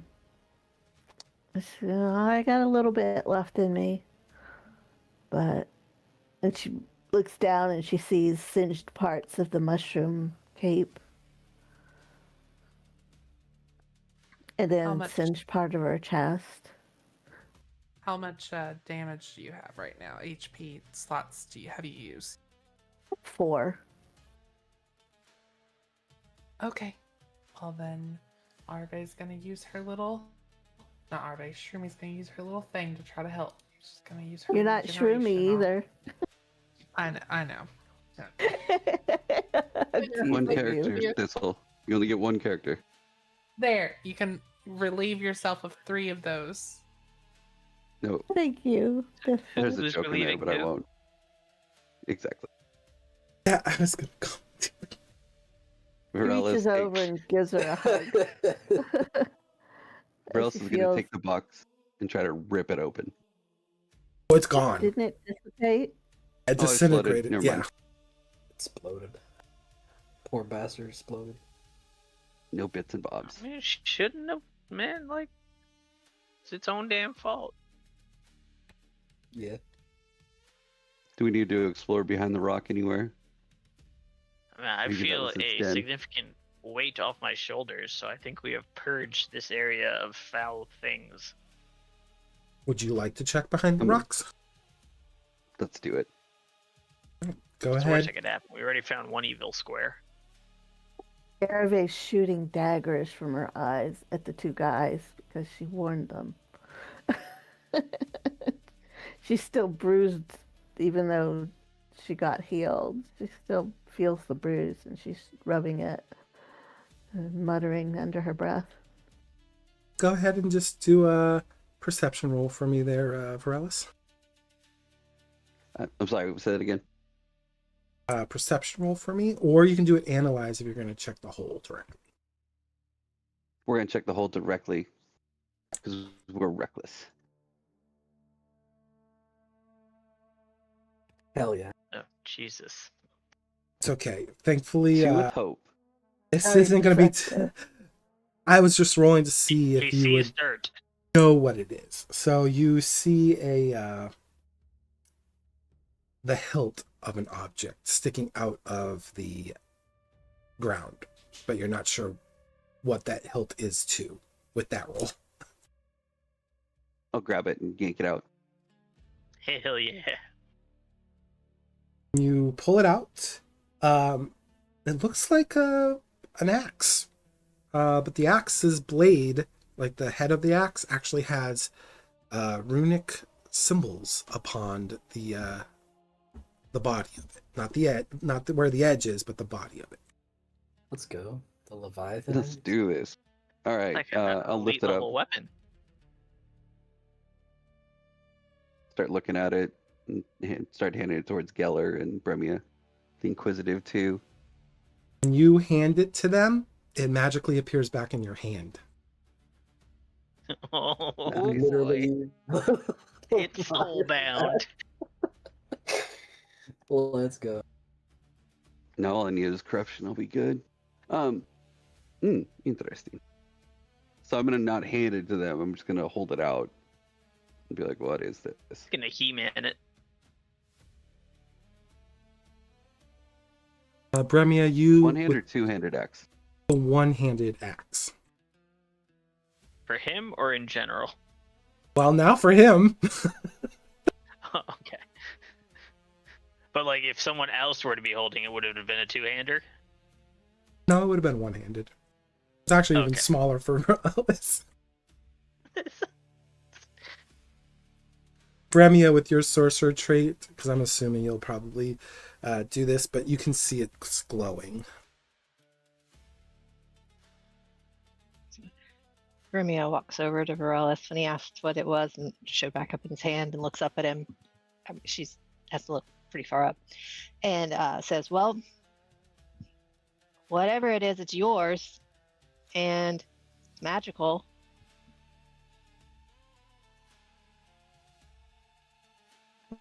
Works for me. And he'll step over the rocks heading towards the ships. Raiden will just say as he goes past him, figures I go to dig and I get an evil box that tries to kill us. You go and dig and get a damn it weapon. We shall see. Universe had to nerf Raiden. He was too good. Arave's Kelly's still gonna be rubbing her chest and distracted. she's. Whoops. Sorry, I was just gonna say I'm gonna be distracted by is there any remnants of the box itself, or did it like disintegrate? Pretty much like imploded while it was exploding. So all that electric discharge actually was strong enough to like create little dust particles of what it was. Okay. Sorry, Arve, go ahead. She's still rubbing her chest and she's hearing Raiden mumbling. She says, "Wow, well, at least you didn't get hit by the thing so hard. I told you not to touch it." She's mumbling. She's angry, but I guess she's angry at herself as well because she got hit by it. Thistle's gonna tug at her and say, "It's okay, friend. You should be feeling a little bit better soon.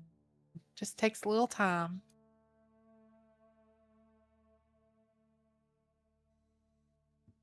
Romeo still has Told a them not chess to. piece. Sorry, go ahead. Oh no, that's all she was gonna say. So Romeo still has a chess piece over one of her arms, and she kind of looks around. It's like, we found this. Some leather armor with some metal plating.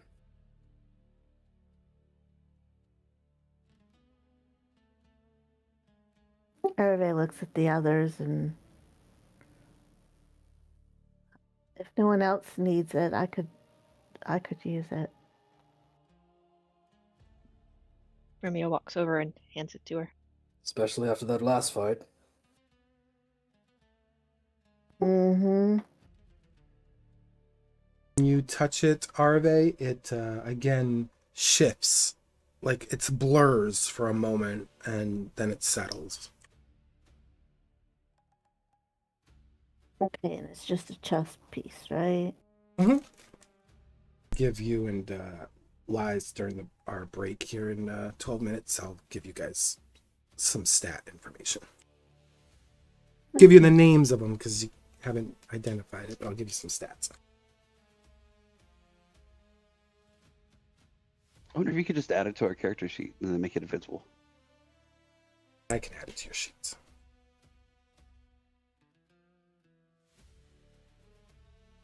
Is there like an identify mechanic?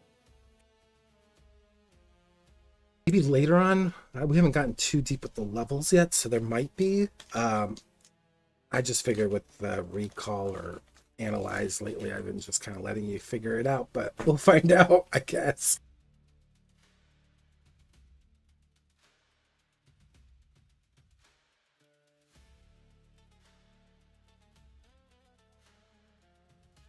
So Arave's gonna try to figure out how to get it on. She has to lift up quite a bit of the mushroom shrouding on her that goes over her shoulders, and she slips it up over her arms and then puts the frills, I guess, if you want to call them that, back down over part of the front. She wiggles a little bit, but she'll end up having to get used to having something heavier on her. When you do, mark off an armor slot for me instantly, and everyone will see that you shimmer. Like you're not shimmering, like glowing, but you're kind of like shifting so rapidly that it looks like you're a blurred vision of yourself for a moment, and then you kind of stabilize for them. Extra armor slot that I've used, or it's No. removed? You're using an armor slot as if you were lowering a threshold. Okay, so I've got all three used.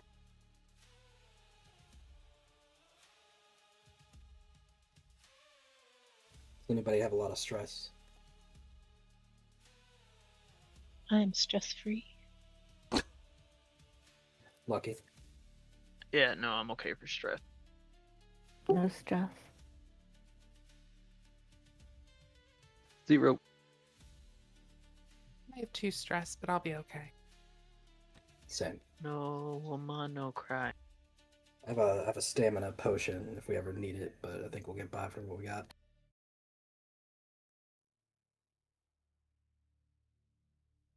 Well, we checked out that building over there, and the box in there wasn't nearly as interesting as the one you found. So it was something, but maybe there's more stuff down here. Do we want to risk it killing us, though? It didn't kill anybody. Harvey I think mumbles Arve again. would disagree. Thank you. She's Killed my spirit. fine. This'll fix her. She's gonna be fine. Thistle's gonna kind of squirm a little bit, and she's just gonna say, I like looking for stuff like anybody else, but are we looking for stuff, or are we looking for a way out of here? Do we even know where here is? I point to the giant C note above us. Oh, one thing. Thistle, when Ryden says, do we know where here is? Thistle's gonna say, well, we are not under the city no more. I saw that from above. We're in the foothills area outside the city, I think.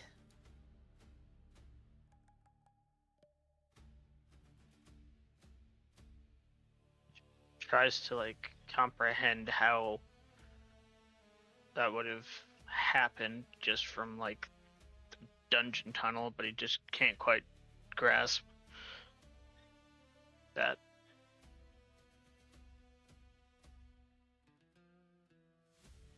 Is the waterfall coming through the C note? No, it's actually coming from like so the light is directly above where the houses are. The rest of the cavern isn't engulfed in those holes of light.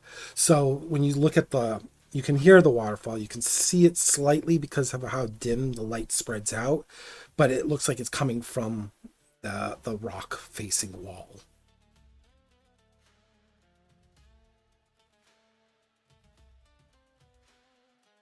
Looks like it's more Are there underground. signs that this town was submerged? I guess you could do an analyze for me, an internal analyze, but piece together the information that you have.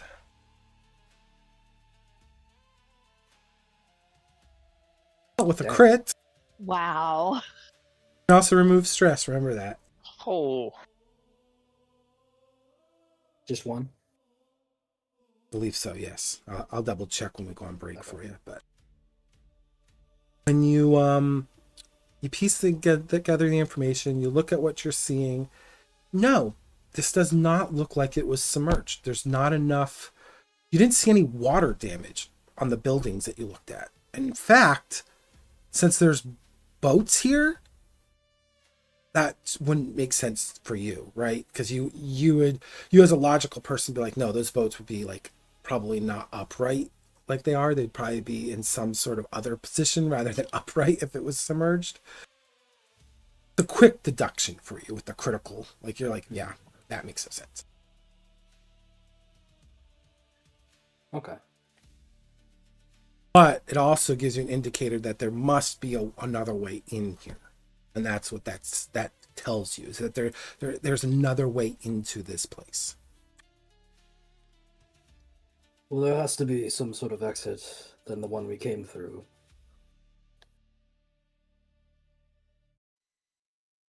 Maybe it's up there. She gestures to the north where they haven't explored yet. Indeed.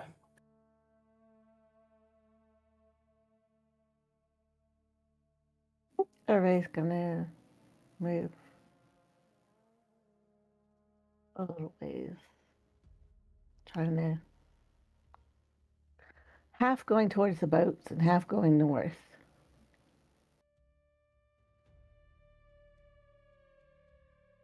This is going towards the boat. Is that correct? What? Asking Lies if he's going towards the boat. Correct. I was going to go towards the big one first. And I see most of Right, you and guys he'll are go with him so that he's not alone. Plus, he's got a new toy that he wants to witness. Perfect. So what we'll do is here, I think this is a good place to pause because it looks like there's going to be a lot more deposition coming here. So we'll take our 15 now, and then we'll come back and we'll finish up the session. See you guys in about 15, and we'll meet back up. Yay. Sounds good. Yeah.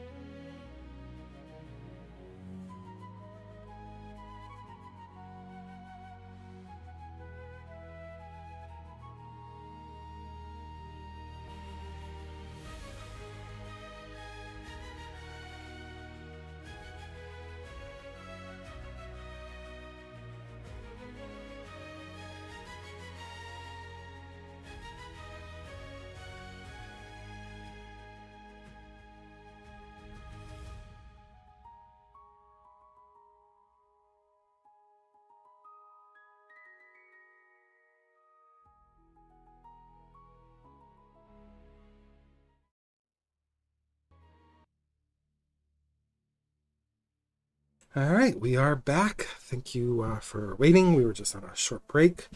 It looks so where we left off, our group kind of split up into two teams again. Vaeryndel and Riding going towards one of the two vessels in the makeshift harbor, and then the rest of the group heading north towards a towering structure and then almost like an administrative type looking building. Which of the two groups would like to go first here?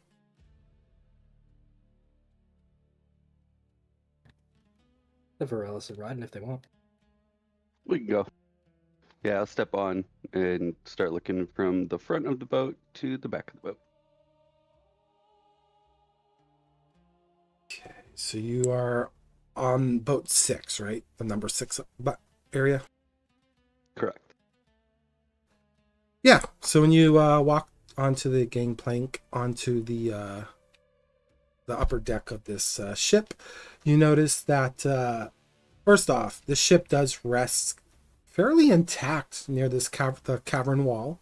Its hull is thick. It's also reinforced. Grown over it, though, is kind of like moss and pale vines. You don't see any sails. In fact, the sails are actually on the deck. They have a few holes in them from what you can tell from where you're standing, but they look pretty well preserved, given, situation. And you also hear some like creaking and cracking underfoot. You see some broken barrels on the surface. And then you see like a door towards the end of the vessel, probably leading down into like, the lower decks.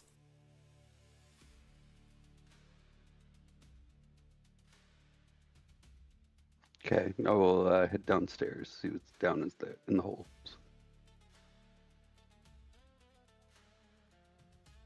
Okay, and Ryden, what are you doing? Are you just watching him walk on this ship by himself? No, I'm going with them. Yeah, so as you go down the steps into the lower decks, you do see a symbol carved at where the upper deck is, the ceiling on the second lower deck. You see like a symbol etched up on the top, but it doesn't look like a word rune. It looks more like someone was trying to carve like a figure or a shape of a head into it, because you do see like there was some rudimentary like angles on it, and because of the way the salt and the water and the humidity in the air, it's kind of faded all of this with kind of like a mold, so it's very hard to tell what they were trying to do. And then when you look down through this lower deck, down this hallway, you see doors on the side, probably cabins. If you happen to walk down them, you'd see beds and a desk. You'd see toppled over like candlesticks. You'd see stained rugs.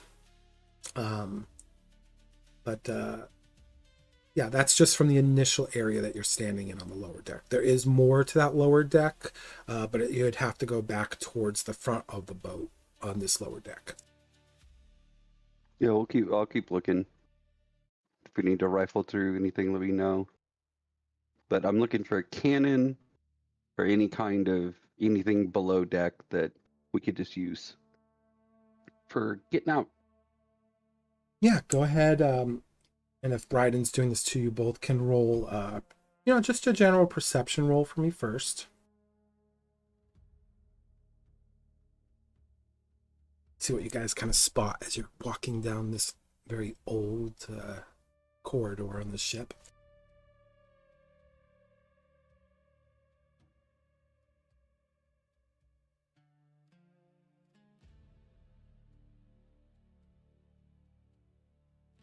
Okay, so with 12 and 11, you guys kind of both see the same things. So you notice towards the end, there's just a couple more rooms, and they seem to be probably the better preserved rooms on this ship. You see an old ledger on one of the desks. You see a chest that's still closed in another room. And these are both in separate rooms. The ledger's in one room, the chest is in the other. You see beds, you see, rugs and stuff, but nothing else. You just see this ledger and like this old chest. Raiden will look at Varellis and stick out his fist to him to initiate rock, paper, scissors for who decides on chest or ledger. Oh, I was gonna see if you could actually do anything with the traps in the chest. The ledger, I can't read it, so that might help too.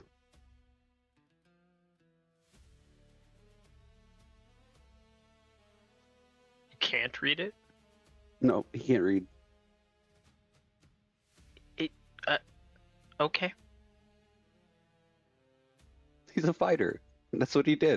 He didn't learn alright. anything. Then I guess I can take the ledger then. I was gonna see on the chest if you could look at it to see if there are any traps. If you have any of those skills. Definitely don't necessarily have any skills for detecting traps other than using my face. We're definitely immovable object. We Right. are two very sharp tools for a specific use. Truth. Otherwise, All right. incredibly dull. I'm gonna check the chest. All right, How do big it. is it? It's a sizable. It looks like a wardrobe chest, so it's sizable. Oh, so I was thinking treasure chest. I was You always thinking- chuck the axe at things and it'll come right back to you. Yeah, do that. Let's go ahead and try to open it naturally. You're just opening it. I'm gonna use my foot and open the edge of it.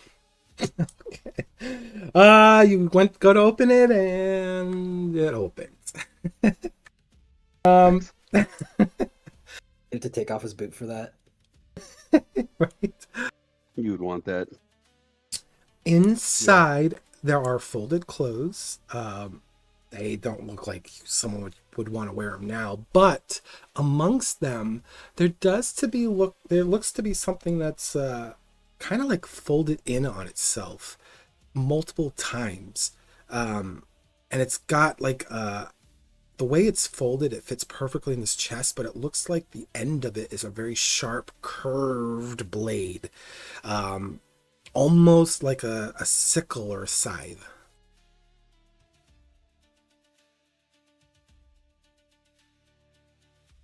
I'm able to put my axe on my belt, right? It just doesn't immediately repeat to my hand.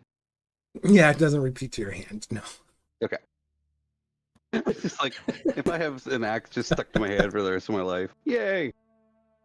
The living weapon. Gonna- Super glue I'll reach in and pull it out and look at it with Raiden. Yeah, when you guys pull this out, it looks like it's a tractable weapon. It looks like it can fold up into a shorter size, compact, but the blade is actually sizable, and that does not have any weak points in it. It looks like one solid piece. It's the length of Raiden's arm, basically. So, do you want to use this one, Raiden? I guess so. It is Hand two-handed. over the sickle. The scythe. It's two-handed. Oh. No, I'm not really versed for that. Yeah, when the pole's fully out, it's a two-handed weapon. Interesting.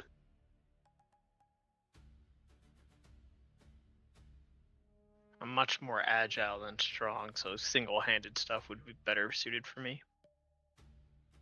I'll hand him over to the axe and see if it reacts funky. You hand over the axe and it goes back to your hand. It is cursed. Damn it.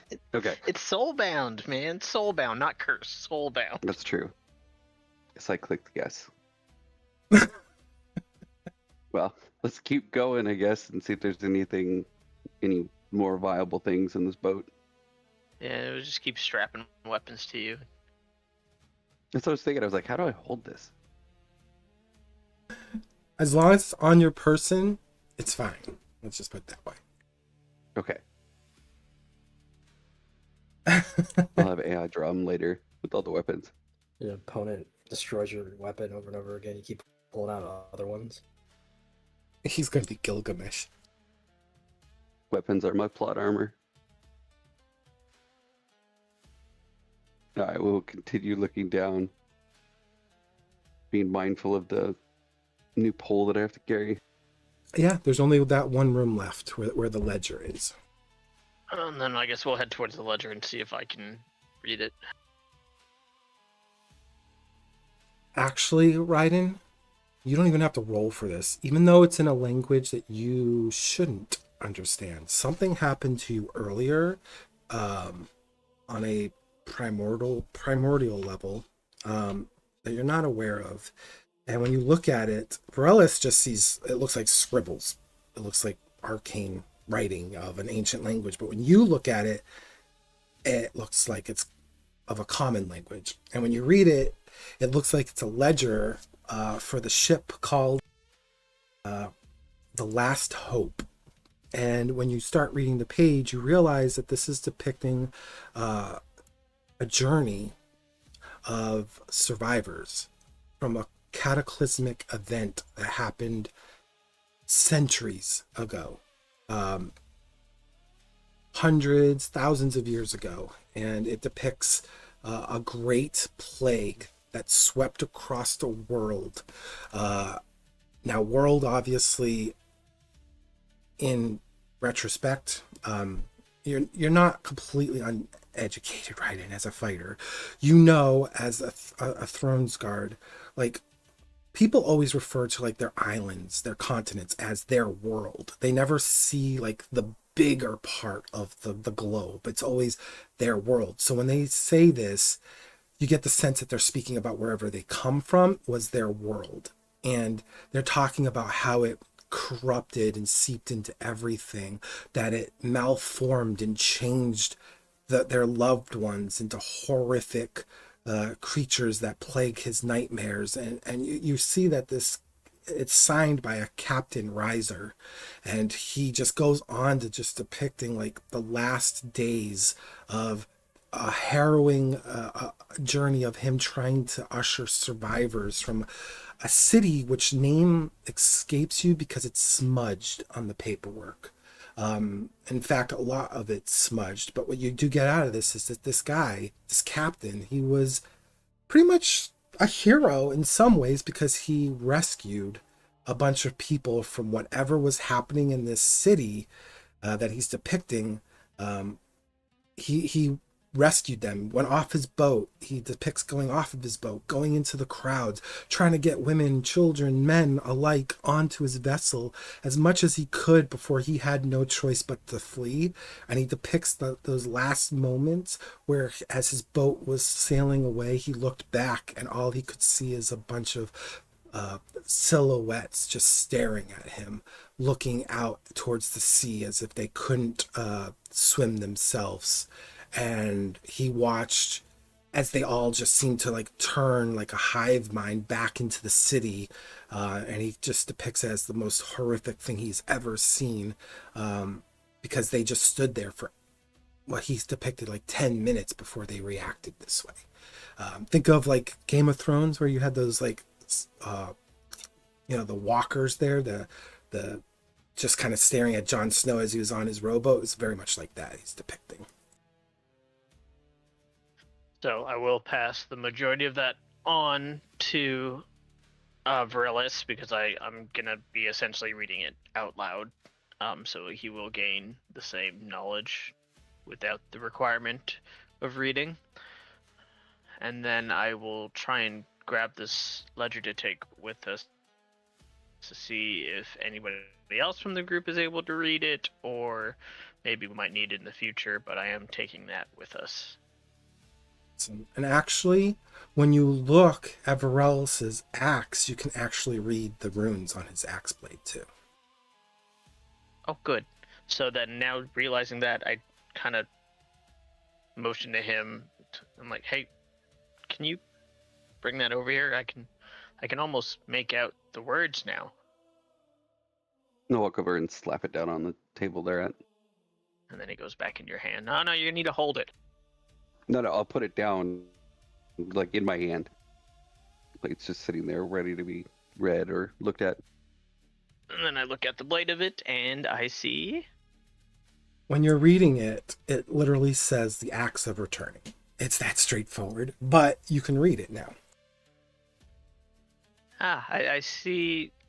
It. You're good. All is good. No worries. Excellent. I think you're going to be with that axe for a while. It's okay. As long as it sits on my belt, I'm fine. But yeah, And that's I'm all you able to find. grab the book with no issues or anything like that. Yeah, you can grab it. It's heavier than it looks because it's slightly waterlogged. So, but you grab it, no problem. Okay. Anything else you'd like to do on this little boat? Well, big boat, kind of big boat. Make sure we clear the captain's quarters and go to the very bottom and see what's down there. Oh boy. Bilge. When you go to the bottom, this is where you see the signs. It's might have looked good on the outside, but on the bottom you do see where a rock has pierced the bottom of the hull. You see water has filled, but it also looks like this boat has sunk deep enough where it's touching the ground underwater. So it's not sinking any further, and that's why water didn't fill like the second part of the boat. So completely submerged, but just up to a point. Yeah, like when you guys go down the stairs, you probably stopped because you saw water, and you could see like it's flooded that whole compartment. So we would need to essentially like free dive to, if we wanted to investigate that lower level of the ship. Yes, and it is very dark down here. Like you barely can see that there's a rock that has glass. Like it's so dim. Yeah, that's gonna be a hard pass for riding right now. Yep. Yeah, I'm out. To the top we go. Yep. Nope. We go no further down into that ship. Sure, it's only dark water. What could happen? Yep. Is there pirates in it? 100% sure. What's that? Is there pirates of that dark water? No, there's no pirates.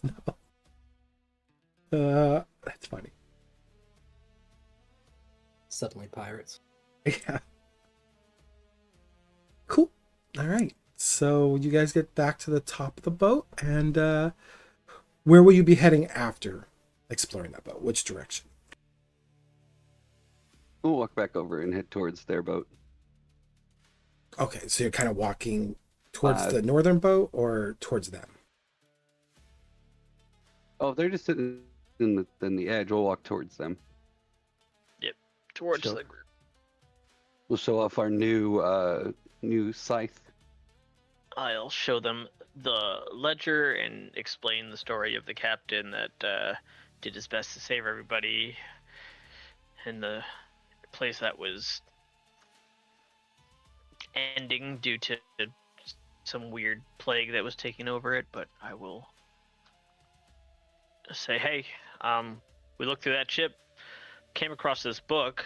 I initially couldn't recognize the language, but as I got closer and picked it up, I was able to read it out loud to all of them, and then I kind of show it over to Geller and Brimia being our mage hands. Interesting. It's because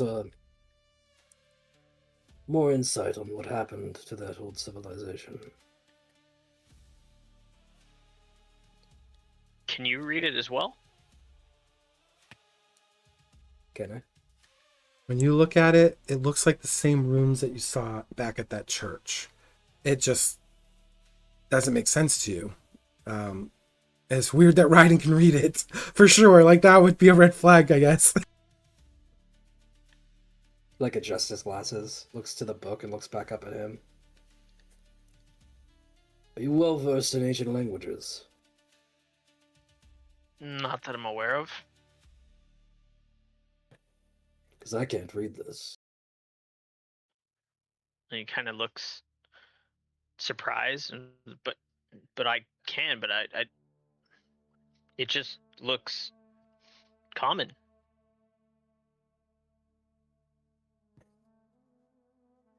I sort of take my glove off and sort of caress my hand across the page's text.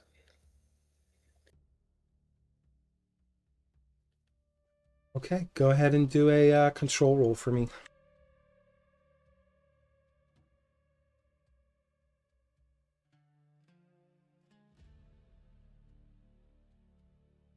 Okay. Kind of the same situation that Bremia found herself in back at the church. Shoot, sorry, give me 1 second, guys. I do have the door. Just talk among yourself, just 2 seconds. We need the Jeopardy I'm music. thinking the next plan is if now Raiden can magically read things, maybe go into the place where you guys saw the other stuff in the church there and see. Perhaps, but I'm not sure it would be much use.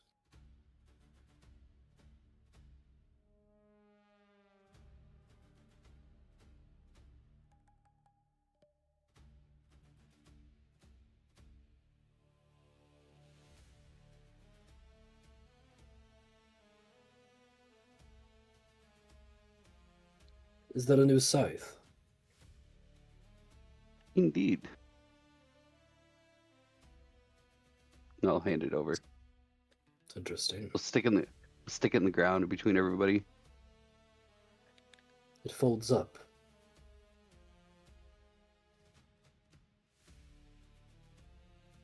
Oh, yes, no. yes it does. Oh.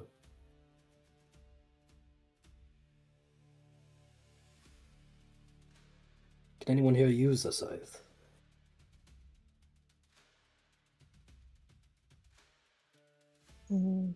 I don't know. I mean, do we need to harvest something? Well, it's big enough to be more used like a weapon.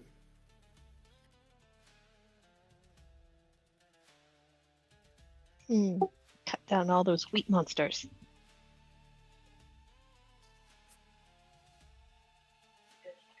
Depends if it's a crop, Midas, or war. I think it's a particularly war-attuned farmer.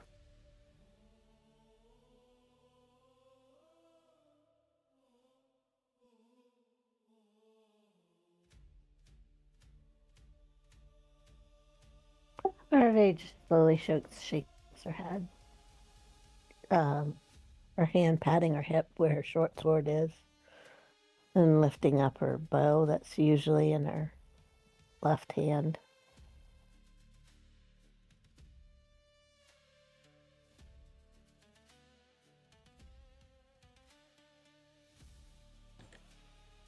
Like walk up next to it. It's like taller than me.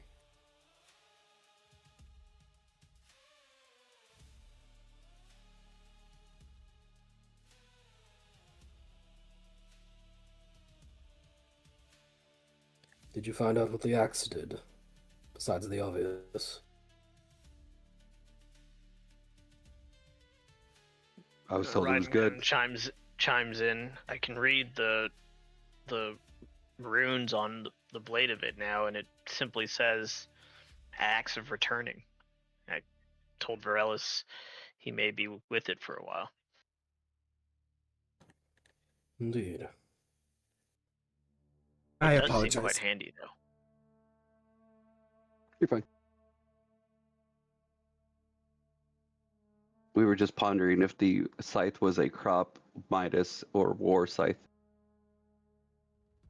Oh, I'm not even gonna have you guys roll for that. It's a war scythe. That is a finesse weapon. It is.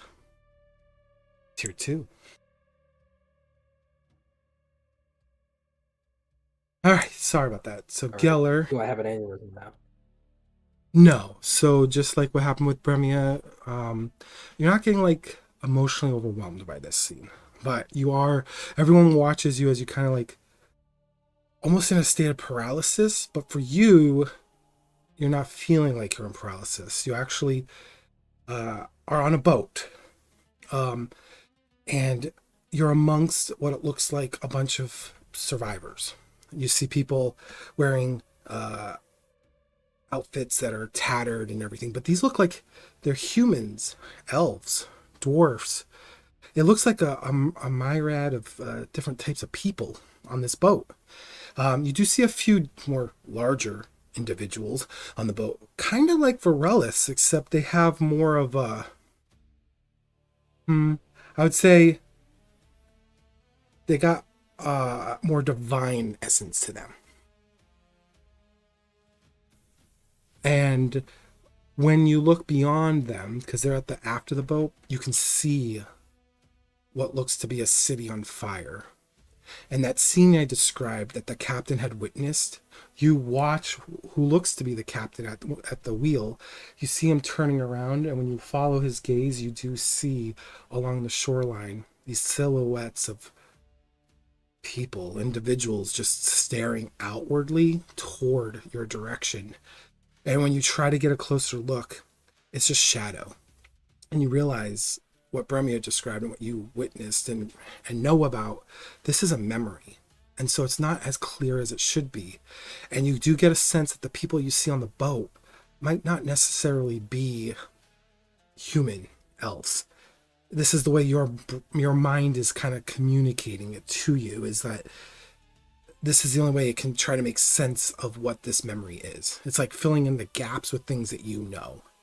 And so the people in the back that are giant, that look like Vaeryndel, it's just because that's all your brain can, like, in this moment, calculate. So you understand that in this moment. It's like you acknowledge it. It's like an alien species trying to speak to you using things you're familiar with. Yeah. Yep. Whatever that was inscribed on those pages is giving you that impression. Like they're trying to tell you a story, but with things that you can understand. And then you snap out of it and you can move again.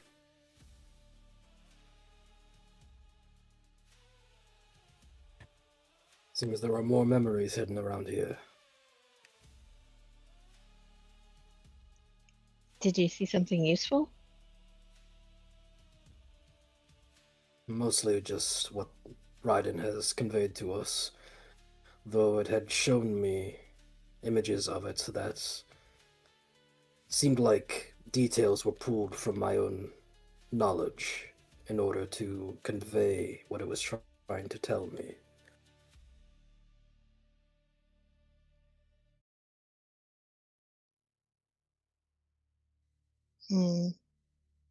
Memories that change based on who's seeing them? Well, it's kind of like looking at a prophecy. It could be one from the future, or it could be from the past. It's hard to tell, depending on where you're standing. Everything is relative.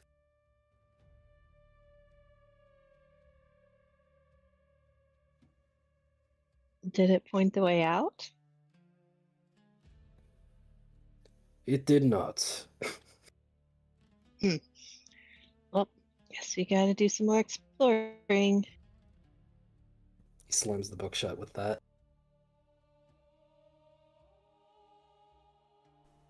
Actually, where Thistle is, I'm going to have you roll just a quick perception for me. No, you know what? Navigation on this one. You're going to roll a navigation, which is instinct for me.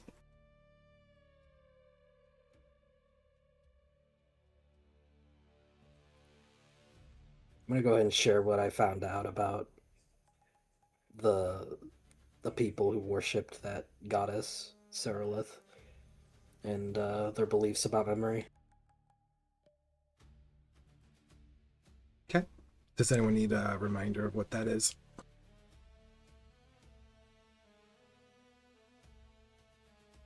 Okay. So, Thistle, because you're kind of just standing there listening to this stuff, and you are actually where I marked it on the map, you see on the ground three figures that you didn't notice when you were a raven. Now that you're closer, you see that they're kind of like buried by some planks of like wood. It looks like they were trying to, looks like it was purposely placed on themselves to try to hide. But when you notice it, you notice one of the robes, and it looks like it's from the Sisterhood, peeking right out of that rubble of lumber. And I apologize, I missed the first part. Where's this rubble? It's literally the square north, right north of you on the map. Okay. Well, Thistle seeing that, she's going to take a step forward, but she's also going to just point in that direction and just say,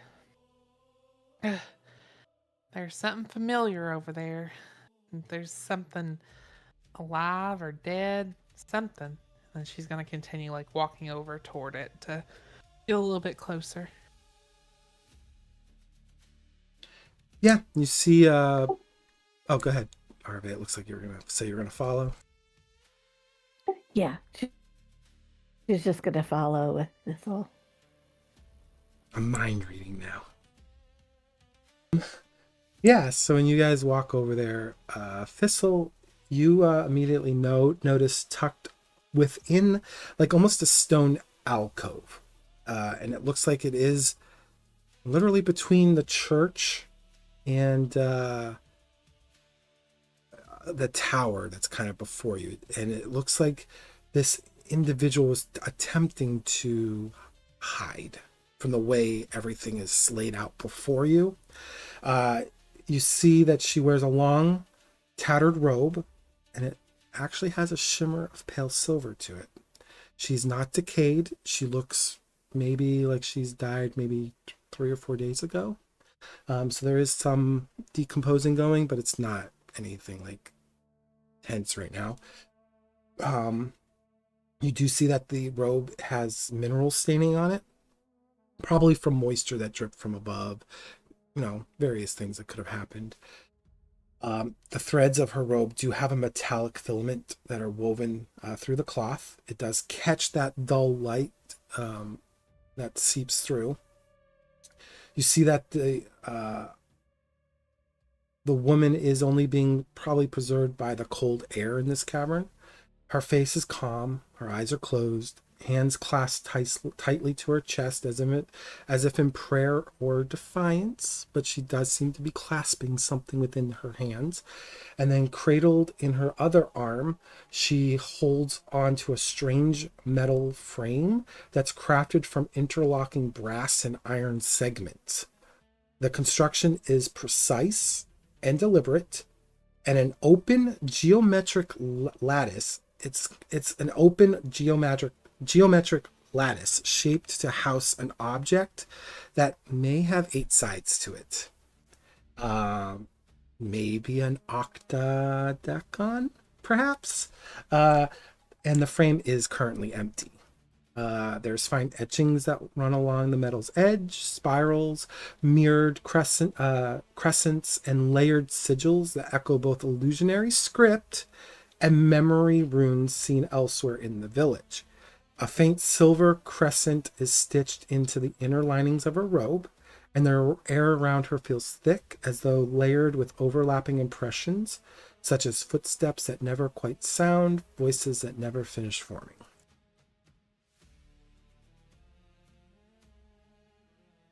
Sorry. Thistle is going to get beside this body, and she's going to get on her knees there beside her, And she's gonna kind of take a moment as she kind of pulls away, some of the boards or rubble that was around her. Noticing that she's not been dead very long. She's more doing it not like she's searching for a little object or anything. She's doing it more like kind of in a way of respect, and she's just trying to clear everything off this lady. And when Arve approaches, she'd probably get Arve to help move some of the rubble off of her as well. And then she'd as she noticed like the octagon shaped cube, she'd take that and kind of just sit it to the side. And then she'd look to the ladies like clasped hands and kind of just she wouldn't actually open them at first. What she would do is she'd like put her hands over the lady's hands and kind of rub hers against it, like trying to make warmth before she would try to unclasp the hands or anything like that. Yeah, I see what you're doing. So you're doing this in a very respectful way. If anyone else was to watch you and RV work, they would see that you guys are carefully removing stuff from something, because obviously with your backs facing them, they really can't see exactly what you're unearthing, but they see the work being done. And when you put your hands over that cold clasped hand and you start transferring some of your warmth to it, it eases up a bit, which to a point where you could easily unfurl the fingers if you wanted. Yeah, I think she will. She'll try to do that. She would also, as she's doing this, she would just kind of be saying softly, this looks to be one of them Silver Sisters. They, I don't know too much about them. I used to know one of them, and they were all big on memory and truth and all that jazz. Terrible, no matter who you are, to find somebody dead in a ditch like this. And she don't look like she's very old. This happened recently. Something's happened here recently. That's when Arabelle reached down to put her hands on the hands of the woman, and she's going to invoke Death Connection, which is while touching a corpse that died recently, you can mark a stress to extract one memory from the corpse related to the specific emotion or sensation of your choice. Okay. I will say when you do that, you'll have to mark an additional stress to do that with this individual. So you'll have to mark 2 stress. Done. 2 stresses marked. When you do the initial one, you feel like there's resistance. Like not from her, obviously, but from something within her that might have been like a ward or something. But you are able to. And when you do, it doesn't say a specific memory, right? It's just a random one. Specific emotion or sensation.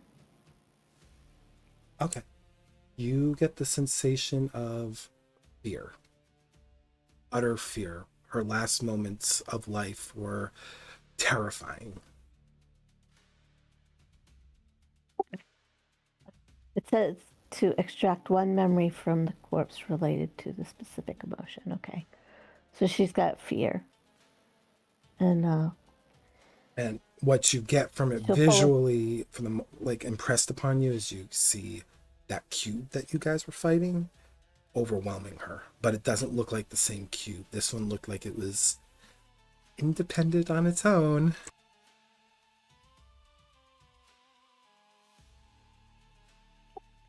Hervé will gasp slightly, and she'll withdraw her hands, and she'll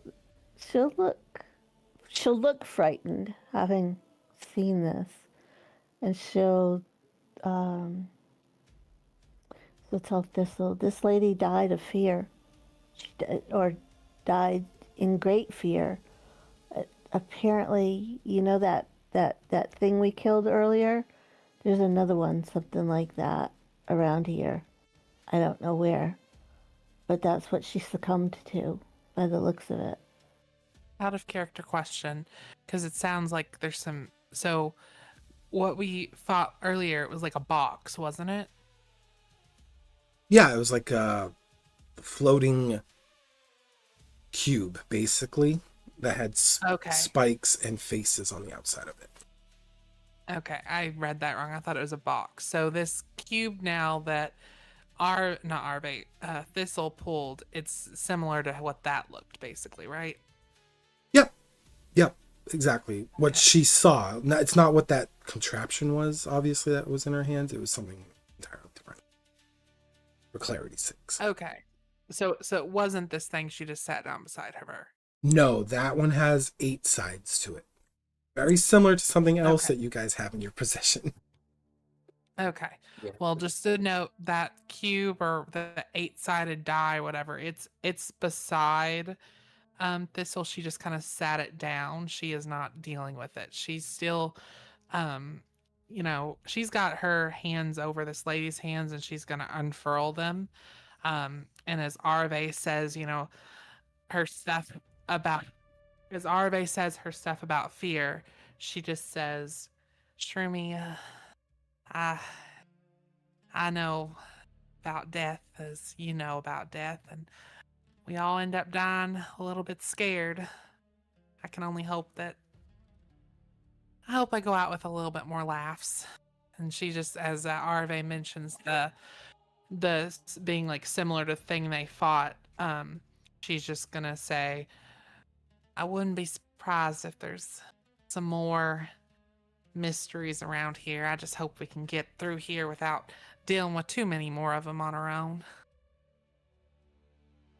Oh, I agree with you fully. Let's see what's in her hand. Maybe that'll help us.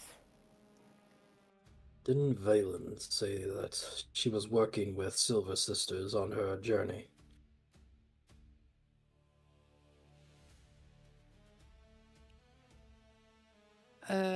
I don't know if Thistle. I don't know if she heard. I know Thistle. The last vision she saw through her familiar was that this is out of character. The last thing she saw through her familiar was a Silver Sister, in House Dravone with Valen. I don't know if that's what you're talking about or if it was something I'm else. talking about when we interrogated her on the island. Oh, okay. Then yeah, Thistle don't know. She don't remember. That was a while ago now, wasn't it? I think the device she used in the cave, so it might have been Geller that recognized that it was something the sisters had used in the past in the war. That was the amplification device, but my notes do say that she was working with Silver Robe Sisters, sent her north to the research ancient sites. Weeks past, noticed a change in the Silver Maiden's behavior, changed toward her and kept secret. She is passionate about her work and didn't hold resentment, thinks she was a liability, weak link, or threat to them. Mentions resentment more than once without being prompted. But Valmere Noble's connected with the Silver Sisters as well. Usually doesn't seek out outside help.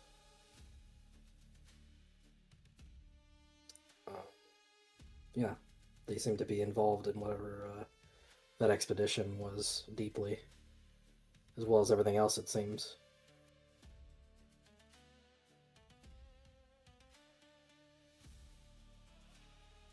Yeah, I'll say when you unfurl the fingers, you see nestled within it, you see a silver strand of like linked metal woven between the fingers, and clasped where the middle of her palm is it's like a clear crystal with a cloudy, murky like color to it. It's not like it's liquid inside. It's just murky, cloudy colored. It's like white with a swirl of gray in it. It's a very pretty gem, but it's clasped with a metal like frame. And when you look at it, it almost looks like caught moonlight because it has a slight shimmer of light coming from within it. Not bright. It's just a very dull light that seems to spark within it. Doesn't pulse or anything, but it is firmly within her palm still. Okay, so Thistle's going to feel this and see it, and she's going to try to touch it or take it out of her hands. Sure. The moment you touch it, that light, that very faint light, gets really bright, and a projection comes out from it. You see, it's a very translucent, ghostly looking figure. Not many of you, if any of you, have really seen like a holographic projection of this nature. It's almost like astral in form and shape. And you see this lady standing there. She's kind of pale. There's a luminous echo that comes around her. Her edges are soft. There's a soft blur, so it's not like really defined either. There's a blur to it, but you're seeing her there in this image, and then you're looking at the body, and they're the same person. You see that her eyes have like a glow of like intelligence to them. It's not like they're glowing, but there's like, she has this facial expression of refinement and very dignified poise to her. And she actually begins to speak, and she goes, "This is Lysena Argentis. Should you be witnessing this, then my path has reached its terminus. I fell to wounds earned in silence, facing the custodians of this forgotten sanctum, creatures shaped not merely to kill, but to prevent passage. I did not reach the heart of these ruins. Worse still, I learned, too late, that this place is not simply a vault. It is a lock. The object I sought for the order is also the mechanism by which one may depart. Deeper within lies the octagonal construct known as the Eye of Araganos.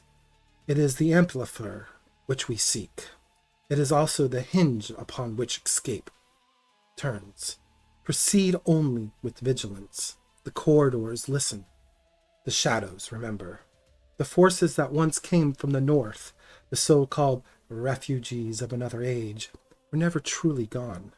Their designs persist, and their hand is still at work. I am constrained in what I may reveal some truths, awaken what they describe. Know only this: time diminishes. They hunt me. I have concealed myself within the broken crown of a fallen tower, hoping stone and ruin might blur their sight. If this message reaches you, that I entrust the burden to your step." And then she repeats one more time. "Again, I am Lysena Argentis. This is my final record." And it fades, but you watch as the light changes from her form to a small, like, wisp-looking thing, and it seems to go towards the structure that's marked number 4, and it goes north towards the waterfall, but it seems to be hugging the edge of that rock face there, and then it just fades out of sight.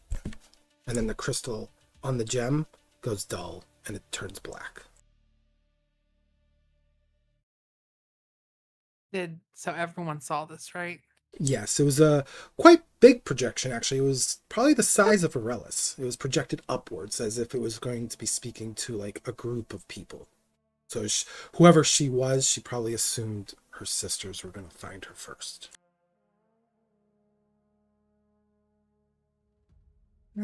This'll just she puts the crystal back in the lady's hands, and we kind of make her clasp it once more, kind of folding them back onto each other. And then she'd get back up and dust herself off a little bit. Um. Yeah, and then she'd look to the others and just be like, "Oh, well, looks like we got another task on our hands." So her name was Lysena Argentis. Yeah, do you want me to put that in the chat? Here, I'll put it in the Yeah, chat and it for said us. the other thing was the Eye of Octagonos.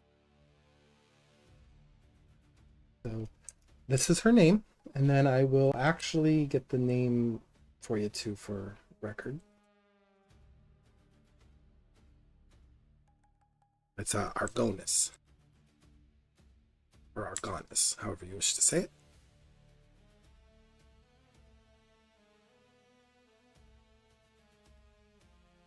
And I put it in roll 20 for you.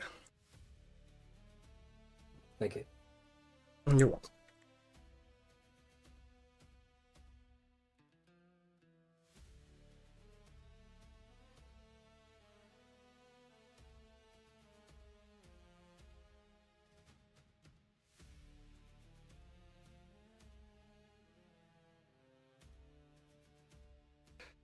Here you stand. Well, at least we know what this thing is now. I pull the octagonal prism out.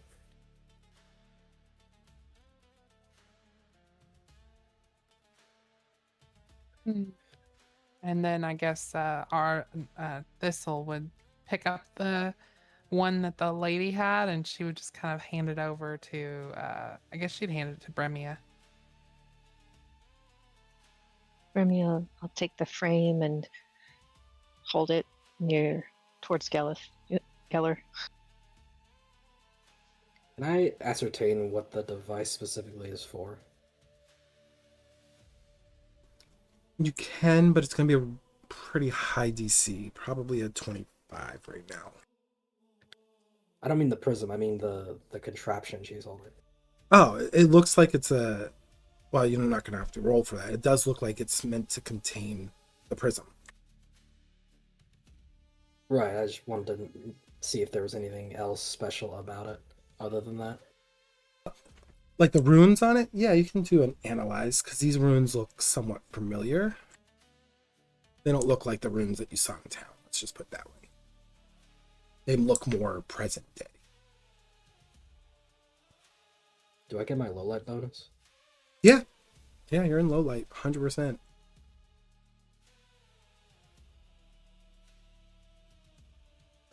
When you look at this, it does look like the runes on the brass and metal work of this like contraption seem to read and indicate not a name, but a designation. It seems to designate it under well, I guess it's a code name, but it has numbers in it. So it's not necessarily like a name in traditional sense. It says N1.061. And with a 17, you get a sense that that number may be referencing a very specific region. That's pretty much all you can get from that. Like a coordinate? Sort of. It's not an exact coordinate because there's obviously missing numbers, but whatever that is, they must have a key to decipher what that represents. I just make a gruff sound as I gently place it into the contraption. It fits perfectly. It opens up in half, and then you just kind of place it in, and then you clasp it back closed, and it fits perfectly.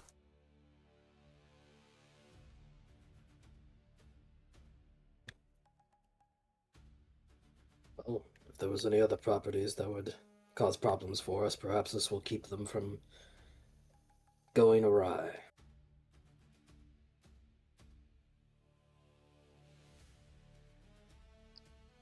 Yep. Looks like it's meant to keep it safe or something.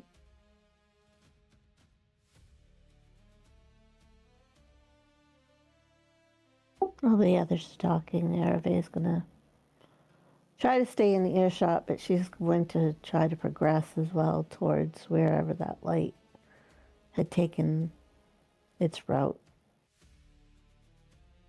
Yeah, I was more towards over here. It's actually going towards the edge of the water, north along the rocky edge.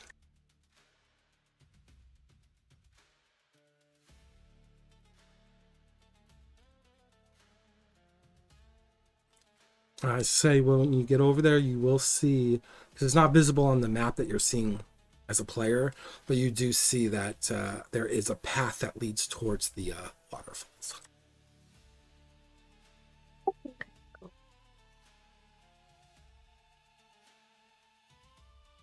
She likes waterfalls, so I'm assuming she can at least hear the roar of the waterfall, even if she can't see it at this point.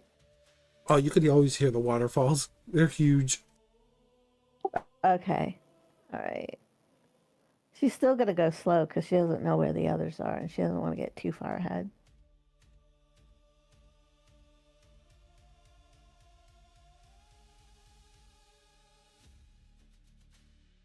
Out of character, does any of the characters have good agility?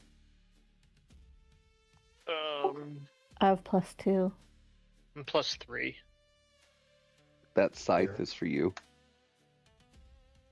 I thought it's finesse. Oh, it is finesse, sorry.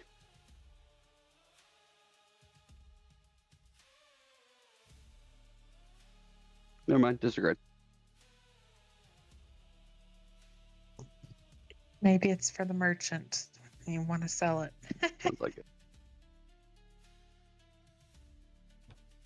Should we follow Miss Arave? I was gonna go explore the ship real quick.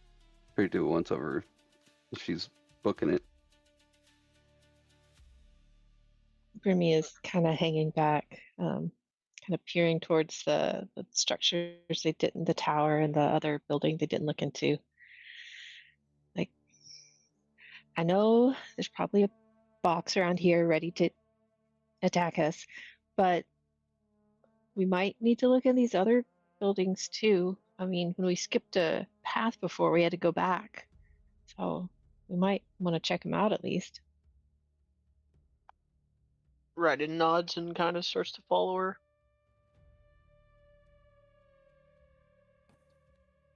3 is where we just were, right?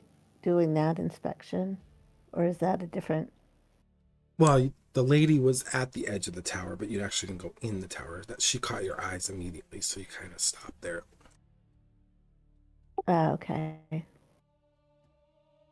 So it looks like Bremia and Raiden and Geller are heading towards the tower.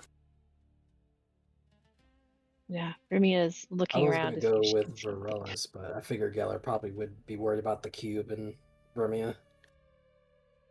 Okay. And then I have Thistle following RV towards the waterfall. Yep. Yep. Yep. And then Varelis by himself at the boat. I'm a boat. Watch it be on the boat.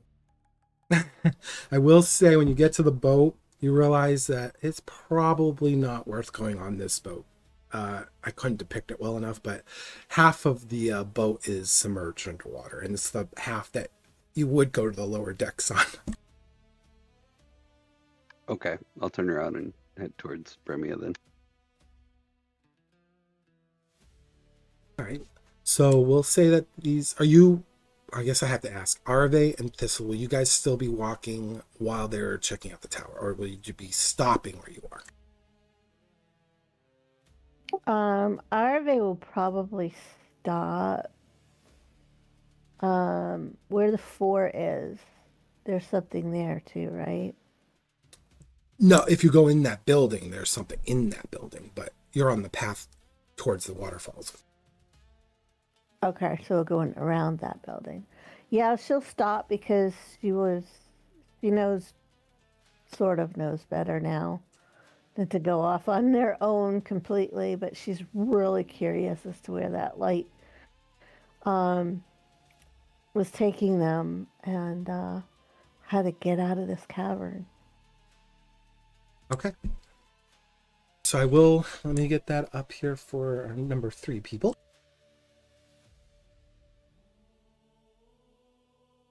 All right, so when you guys get to this tower, you realize it's actually a guard tower. It does lean unnaturally now.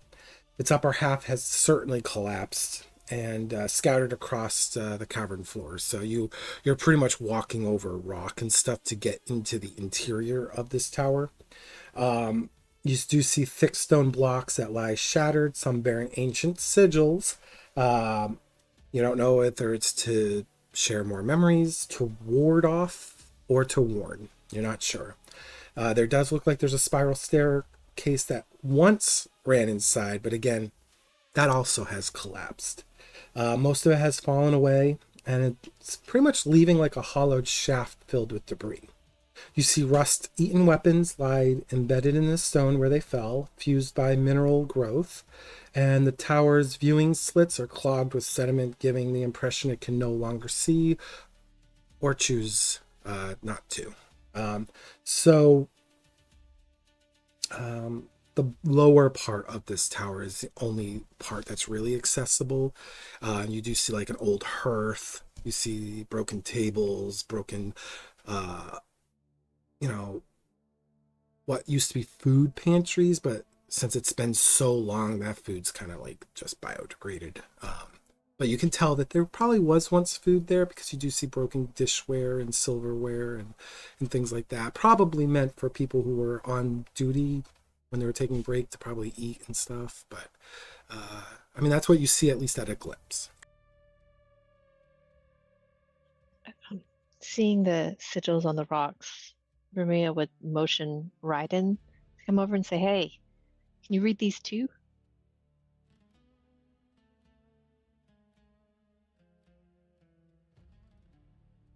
Can he? Yeah, when you look at it, it reads, those who stand guard remember well the memories of those who stood here before. Stay vigilant, stay on guard, and stay on duty. And when you read it,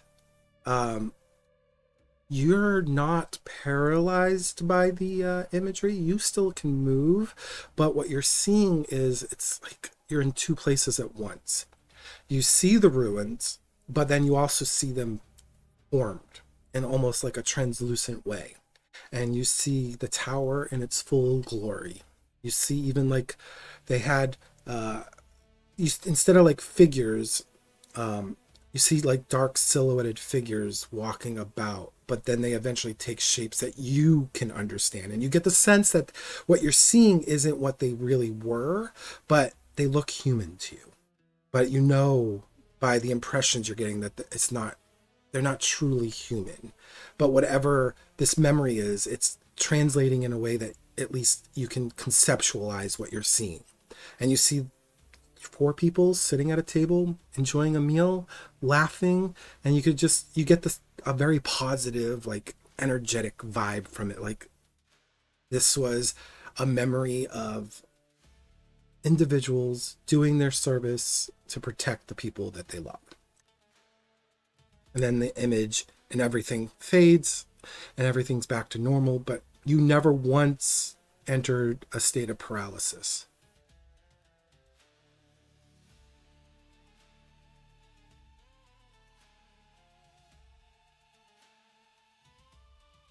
So he goes and explains to Bremia then that the tower and the writing was almost a tribute to the guards that protected over it before.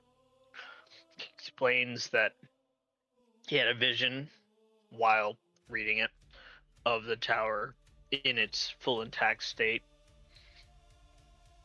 and that there were shapes that looked human, but he felt that they were not actually humans. He's puzzled by that part of the vision that he had seen.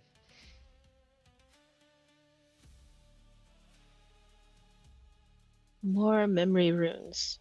I mean, I guess they're useful, but I didn't see anyone in my vision over there. I didn't have that sense, I guess, because I didn't see anyone. So, don't know. Had a similar experience on the boat.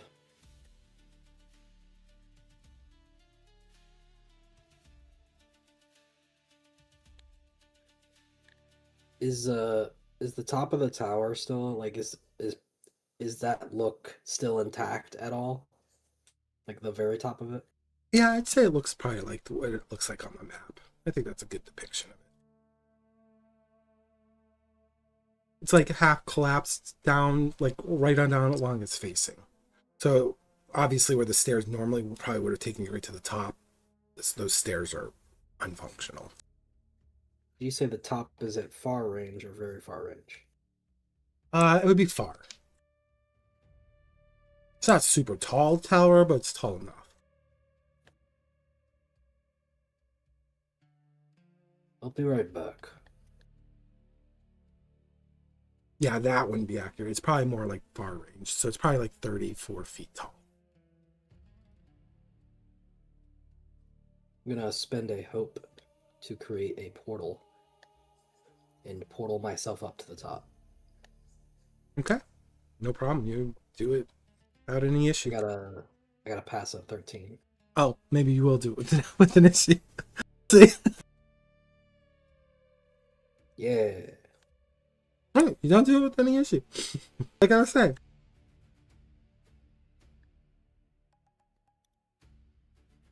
When I step through it, it vanishes. Okay.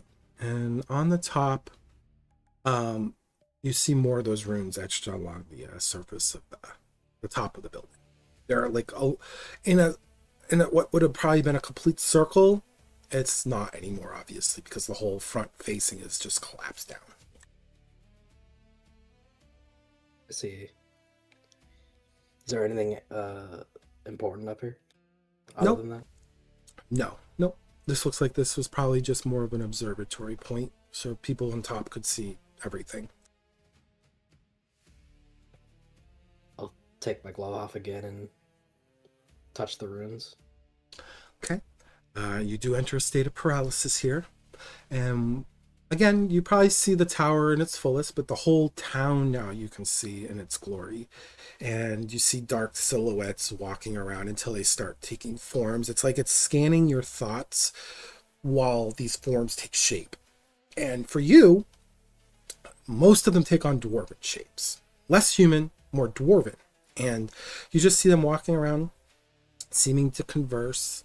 You see ships in this moment being constructed.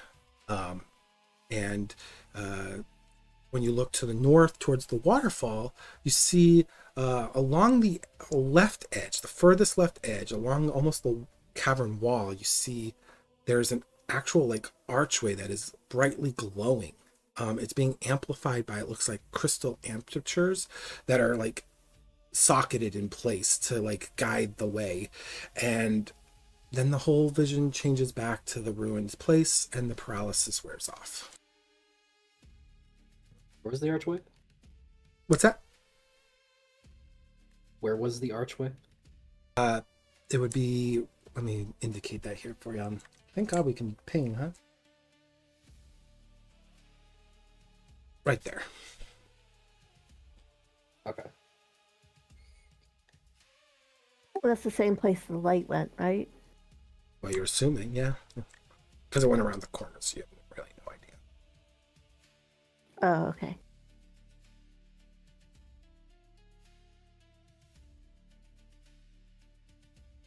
Guess I'll try to portal myself back down. Oh God, okay. And now Geller's gonna be stuck on top of the tower. Jump will catch you. God.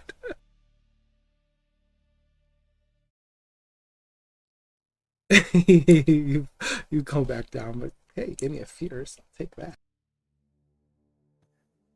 guess I hope. You are back down on the bottom. More ruins, but it does seem there's possibly an exit back where Arve is going. Oh, good. We need to get out of here.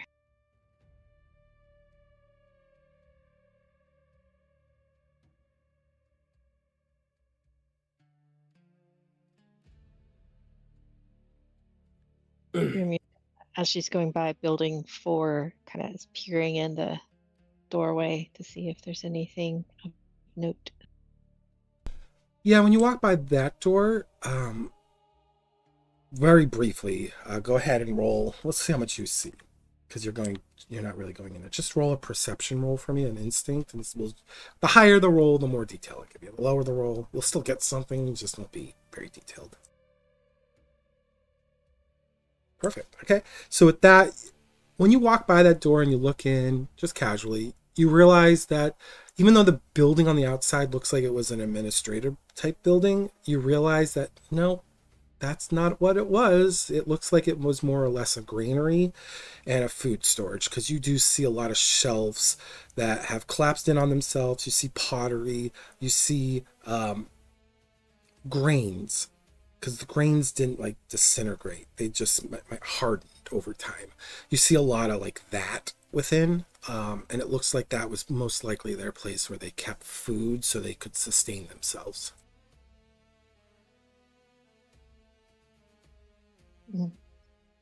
All right.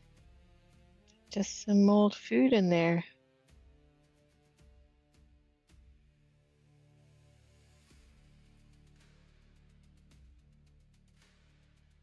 Dang.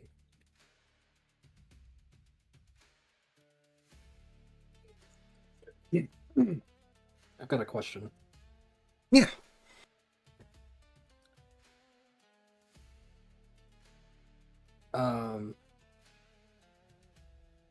In this world, would it be common practice to burn bodies to prevent undead?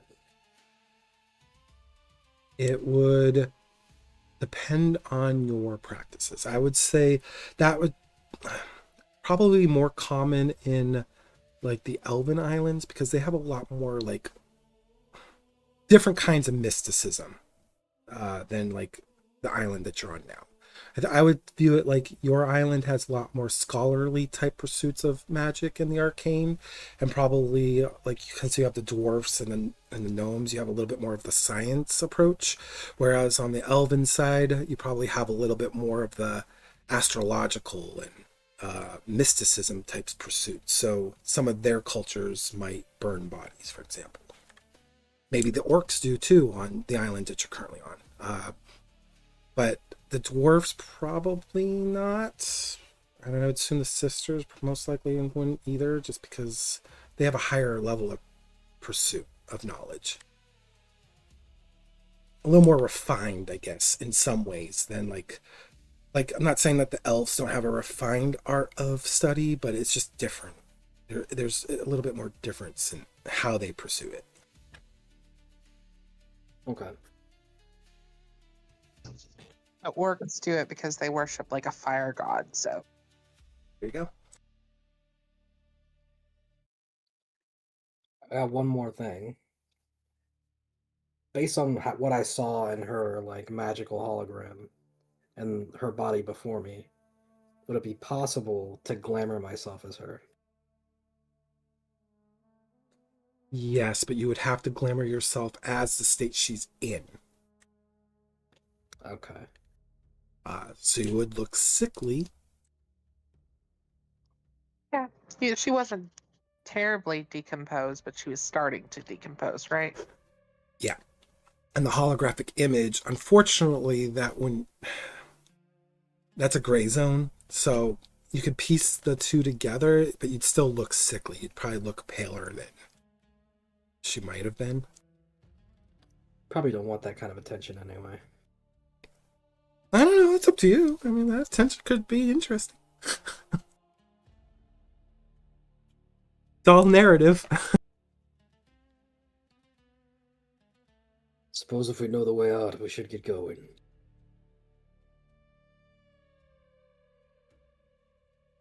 Hearing Sounds the like a others, plan. hearing the others closer, everybody's gonna get going again. Okay. Well, this path is a 1-by-1 path, so you literally are forming a line to get through this. You're like on the ledge, unless you want to swim in the water. I don't know if anyone want to swim in the water, but Nope. Hard pass. it is very dark water, so I don't blame you. So Arve, when you get to the end, you get to this archway, and as you near it, the crystals on it begin to glow. And what do? Is that up here? Or is that where I'm at? Right at the edge of the waterfall along the wall. Okay, they start to glow. Yep, right there where I'm pinging. The crystals glow. Yep, around the arch. She's gonna look for something to pick up, like a rock or anything. Easy so enough. She can toss it. Yeah, there's a rock next to So you. she can toss it through the archway. So she picks that up. She'll toss it through the archway, remembering some of the chaps that were back in the caves. Yeah, nothing happens.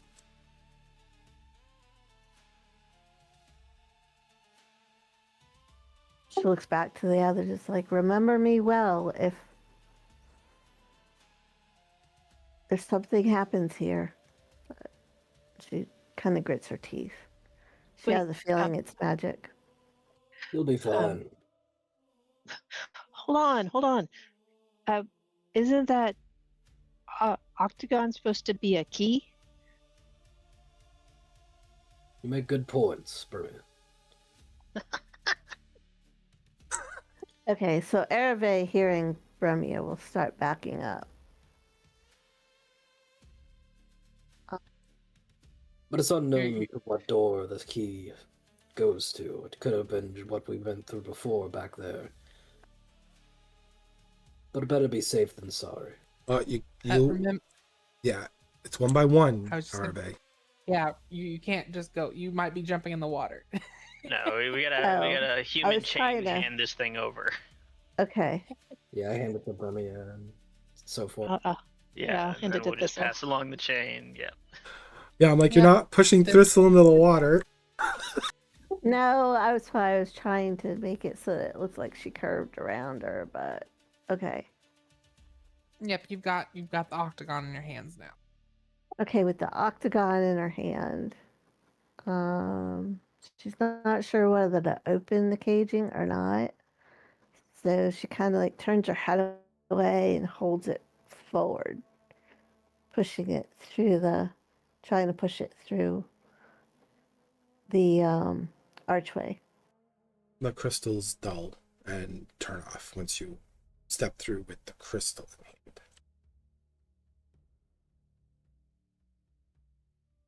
But then you also realize that it's a singular path, so once you walk through, it activates again.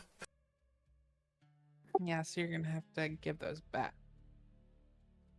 Yep. So whoever's up next, we'll try to I'm gonna pass it mage hand through. so that she doesn't have to toss it. Good call. Well, if Thistle goes up to it, she should be able to pass it through to Thistle, right? Could try. Is that what you want to do? Mm-hmm. If Thistle's going next. Is that what are you up to, Thistle? Are you gonna grab it? No, she's just gonna run through. No, she's gonna grab it. Okay. Explode. Yeah. And Erive's going to keep her hand on it as well, so she doesn't lose her hand. Okay, well, once she grabs it, you would have to move because she can't get by you, and when she does, she's safe. Oh, okay. Yeah, it's a single file, unfortunately. So, yep, Thistle's through now, too. And then the door Okay, so activates just- again. She's gonna do. We all agree that we're all gonna do the exact same thing. Pass along. I agree. How far can I go here? I guess I got to go up here, huh? Well, once you're all past there, I'll just... Oh, unless you're doing something, Thistle. I don't know where you went, Tony. Yeah, just stay there. I don't actually have a map for the next area, so it's more theater of mind. But so as you guys get through this archway, you're in a open room, and you do see a door on the other side, a stone door that is ajar. It's not all the way open, but it's open enough that you could get out, and you see sunlight coming in. And around this room, you see crates. It looks like this is being set up as like someone, or maybe this lady that you just examined, was setting this place up as like an expedition point. And when she got beyond that threshold that you guys walked at, maybe she got stuck here.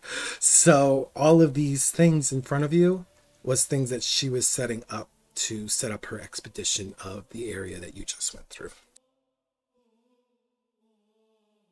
Easy enough to discern. I'm not going to have you roll to analyze the layout of it. It does. There's like a makeshift tent. There's like crates full of like fresh food and water. Even a little table that looks like it was going to be set up for writing. Any neat gadgets, doodads? Not that you can see here. It looks like it was rushed, more or less. Like she just wanted to get in there and explore. And I think as you, Geller, of all people, I'm not going to have you roll for this. You know that sensation when you're at a site and you're exploring some new knowledge. You just want to get into it. And this is what it looks like. It was like, I'll set up later. I'll do all this stuff and I'll just put this stuff here and I'll just bring what I need to inside. So it looks very rushed. It looks like this was more for survival and long-term research rather than like bringing like instruments and stuff. Like she doesn't have like fancy instruments laid out. It was more or less like she didn't plan on having to like do any major digging and stuff because perhaps she knew what was beyond the waterfall to a degree. There's some purpose here, I guess. When they get into that room, first thing Thistle's gonna do is get some food. She's gonna get some food, and then she's gonna take a seat at that desk area where there was set up for writing, and she's gonna sit down and chow down on some food. Sure, we haven't eaten since we didn't eat inside the prison. Yeah, you couldn't even eat inside. To get some of the fresh water. Actually, there's ale. She actually has really nice meat that's cured in salt to preserve it in some of the crates. There's even like a set up grill area where you just have to start a fire so you could like this is a nice setup. It was definitely meant for her to survive down here for a little bit. Again, she probably didn't think she was gonna get stuck beyond the arch, but do we want to take like a little rest here? That sounds like a Yeah, we good can do that. idea. Yeah, definitely need the rest. One thing, when Thistle goes sit at this writing desk, is there any like writings there, or any like letters or anything she can find? you see neatly stacked papers like this. She hadn't even started writing any notes yet because, again, out of all of you, probably Geller was probably the one that could identify, like, she rush set this up and she went to work. And she made the mistake of probably not double checking what she was entering.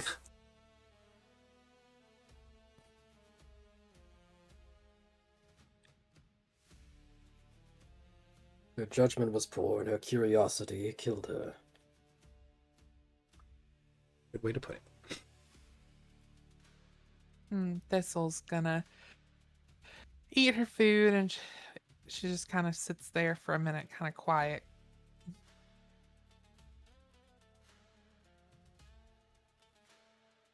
So if you guys are going to rest, Whoops. Go ahead. well, if you're going to rest, just keep in mind you'll have to let me know what 2 moves you're going to make while you're resting. Are we doing a long rest or a short rest? That's a good question. I'm going to vote for short rest. Yeah, I feel like a short rest would be best because we are kind of like on the run. Yep. Agreed. So you guys can I can do. help someone with anything because I don't really need to do anything here. I tended to my wounds and repaired my armor. I'm back at whole. Oh yeah, I see your rolls. Okay. And if you need a reminder of what actions you can take during a short rest, let me know. I'm telling you.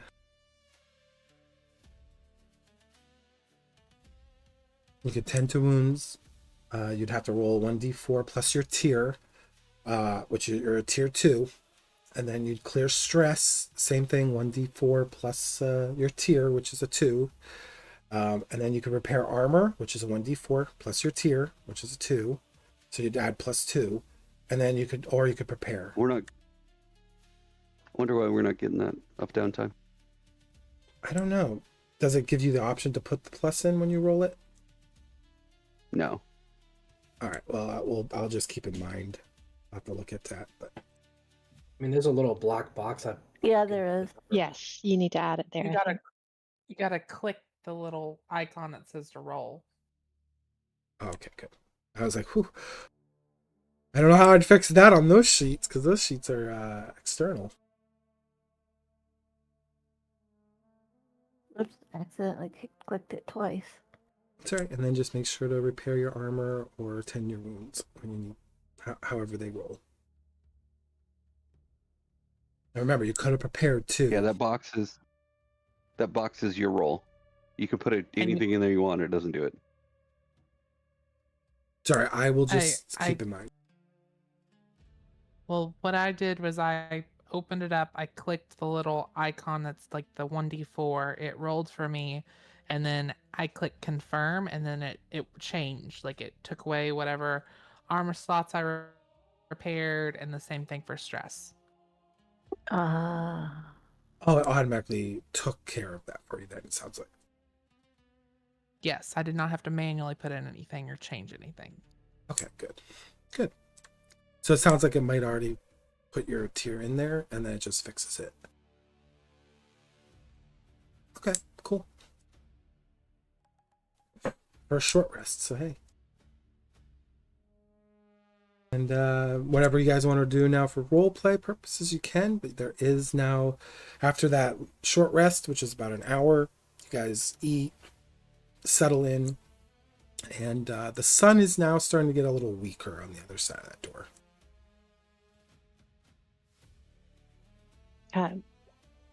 Vermia would go to talk to Geller after getting some food and water. She doesn't really have anything else she needs to do here besides have a discussion. So she'd approach Geller, see what he was doing, and kind of wait for him to notice she was standing there. He's probably taken some of those papers and tried to sort of write out clearer thoughts about his own notes.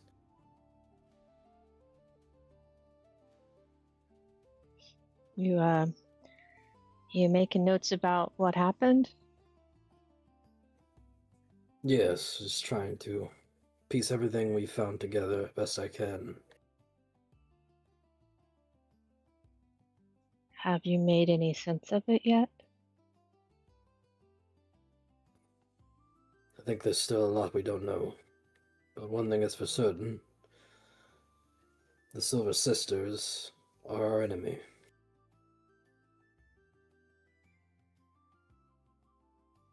Well, so the way I figure it is you had to kill a sister because she was gonna kill you. Is that right? He sighs and takes his glasses off, puts them down, puts his quill down, and he says, he looks you in the eyes. Yes, there was orders that me and my squad were given. When we arrived to enact those orders, we were under the impression that the Crimson Sisters were in league with those who were seeking to attack Brindlebrook. Grimmy looks really confused at that. I suspect Why? that the government had their own reasons for lumping in the sisters as their enemy. They wanted someone dead.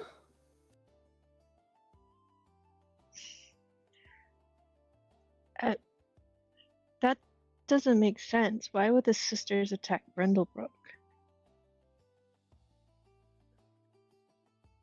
I don't think that they were. So the government lied. Yes, and we took the fall. And the government is the nobles in Valmere? It is the dwarven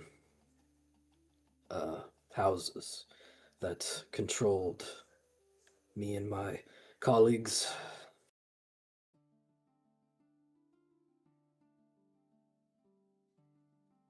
Oh. Okay. And then they just blamed you and the people you were with? Yes. I don't know what became of my allies. After everything was said and done, I was outcasted.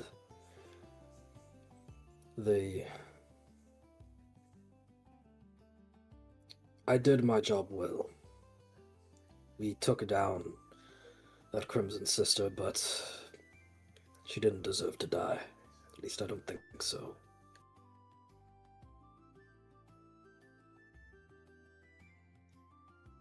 What a mess. What? I mean, I guess it makes sense how you kind of avoid people, or at least that's what I thought you were doing. How do you trust anybody?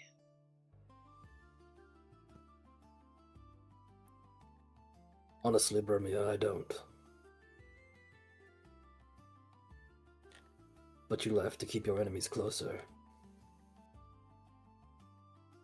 At that, she kind of stares at him, and then she kind of furtively looks around the room at the other people and lowers her voice, says, "Are the enemies here?" He looks toward Thistle.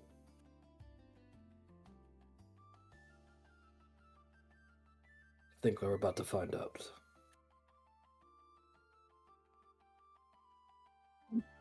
Hermia frowns and doesn't nod, doesn't really agree with him, but frowns and kind of shakes her head a little, like she's trying to figure out what she should think about all this, because it's not what she expected. She knows more about the sisters than she is letting on. Whether that is a good or a bad thing is yet to be seen.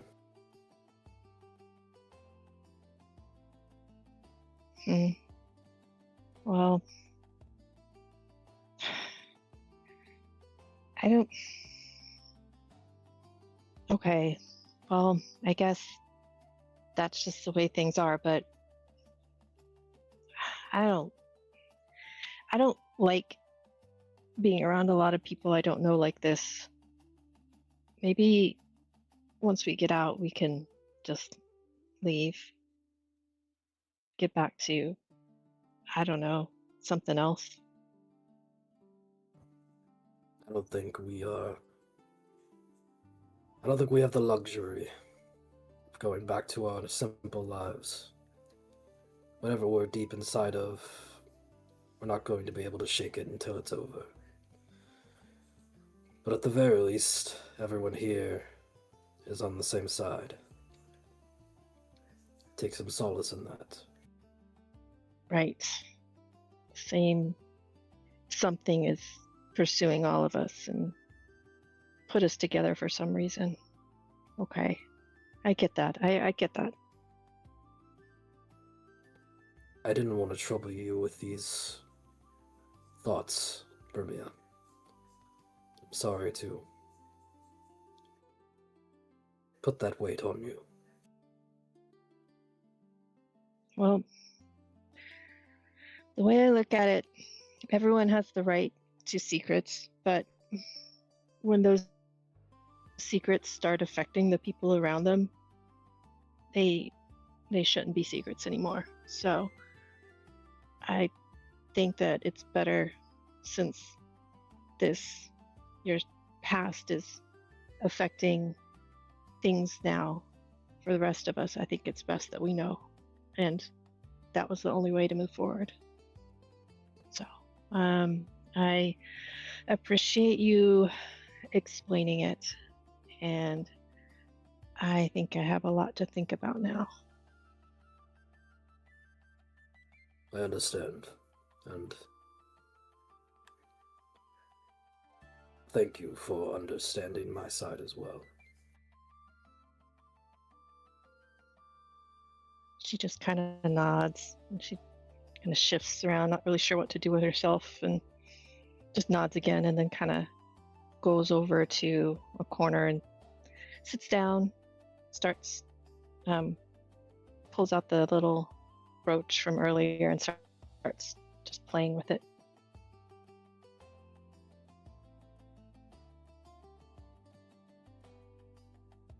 Geller's going to put his glasses back on and start walking over to Thistle.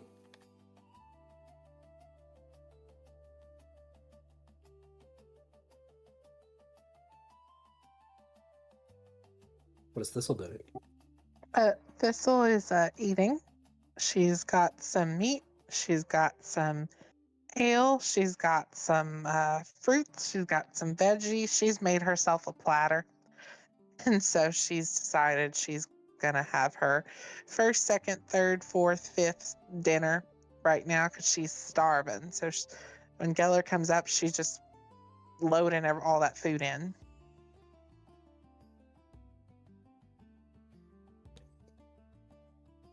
Would you like some air with your food? And Thistle just kind of looks over at Geller and just shakes her head for a minute and then chomps down on some food and just like, I'm fine. That was good stuff. Give me a second. Geller just crosses his arms. She takes a swig from the ale, and then she looks over Geller with sorry about that. Oh, my stomach was empty as heck. I could feel the bottom of it. What you wanting? You eat quite a lot for someone so small. Well, is there something wrong with doing that? You know, you're always growing like a tree, I've always been told. Raises an eyebrow at that. I wanted to talk to you about something. Well, get to talking. What exactly is your connection to the sisters? She just kind of raises a brow at that, and she looks over at her food and looks back at him, and she's like, "You want to talk about the sisters? I'd rather be eating. I don't have a connection to the sisters. I've met one of them. They were not too far from where I live. They always were a little too close for my comfort. But I did meet one of them Silver sisters, actually, quite a while back. They were getting a little too close to home and talking a little bit about change and control, and I don't like none of that, frankly, and had a little spirited conversation, but I don't have too much about them. Don't want them getting in my business. I'm sure that you don't want them in yours. I do not. I just figured you seem to know a lot about them. Not a lot.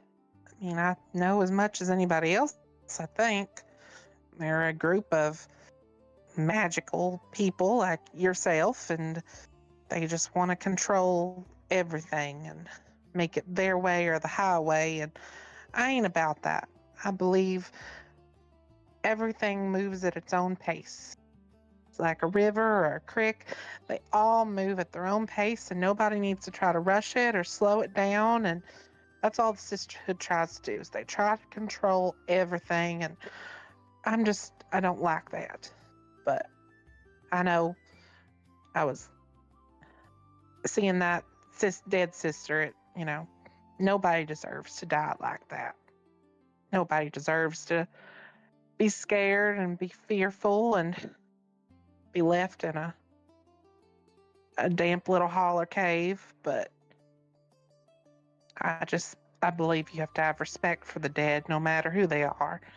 Friend or your worst enemy, you gotta have respect. It's very noble of you. That's the way us Bramblefoots are. I've always been raised that way, and it doesn't matter who they are, what they are. You gotta respect them. Though I know they're dangerous. I know the sisters wouldn't blink an eye and turn me into a rock, which I guess a rock wouldn't be so bad. Shroom could carry me in a pocket, but still, yeah, I know as much as anybody else. They're not always the most transparent, but you can see right through them, if you know what I mean. I do. What is your familiar seeing right now? And actually, she'd then take a second to try to see through her familiar's eyes. Okay, so because of the distance, you'll have to do twice as much strain as you normally would.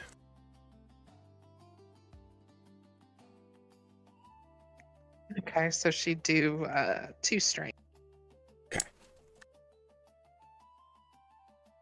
When you look through your familiar's eyes,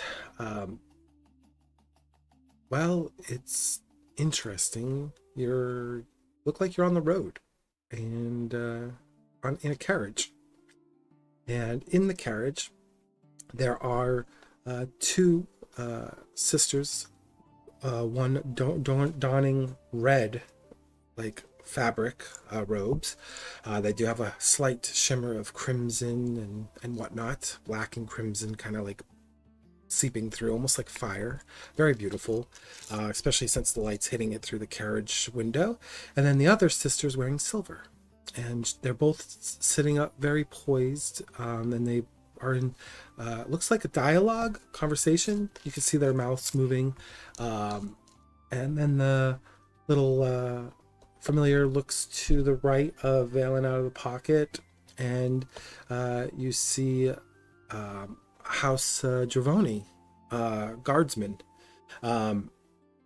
being escorting Valen, and then the little familiar kind of like looks to the left of Valen, and you see a more refined, dignified, older gentleman wearing House Giovanni's colors.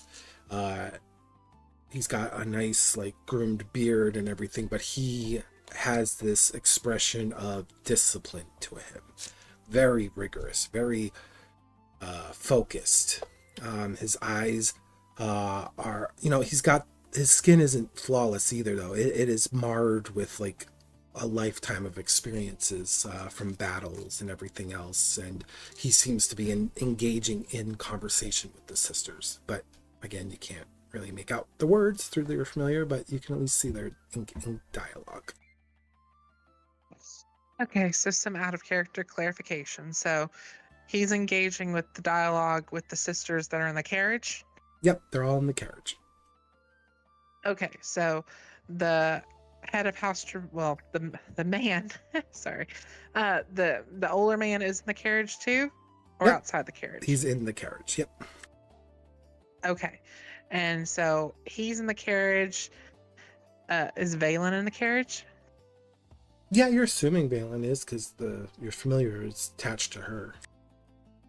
Okay, so everybody's basically that she's seeing this scene are basically in the carriage, just to confirm. Yes, and because there's no limitation on that spell, I'm going to probably have you do your first roll to see if you can maintain your familiar now at this point. Because that carriage is getting much further away than you are from it, so which makes sense. I think that's a fair thing to do here. So go ahead. I actually think she's just gonna dismiss it at that point anyway. Okay, yeah, because it makes sense. Like the further away, like I know there's no limitations on the text, but I'm like, man, if that's like halfway across the world, that would be very hard to control. But Yeah, I think well it's its own separate thing, but I think it's also one of those things where she's now checked on it like more than 3 times. And I would imagine since the extra strain is coming to her, at some point that has to break. So I'm just gonna say after she fused through that familiar, it just goes poof. okay,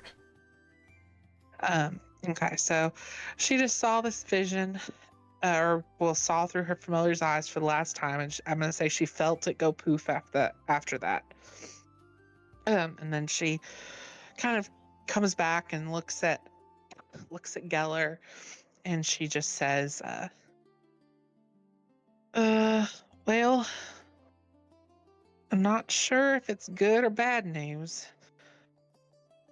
I saw the last I'm gonna see from what's been going on, but it looks like Valen is she's in a carriage with 2 sisters and some nobleman. They're in a carriage. I couldn't make out all the specifics, but one of the sisters is silvery robes like we saw down in the cave, and another one is those red sisters you know so well. And she just kind of gives a little smirk at that. and the guard did have the same symbol that Raiden has on his armor. Gotcha. Yeah. I guess she would just add to that it looks like it's part of Raiden's house that's in the carriage. See him physically get a little more uneasy.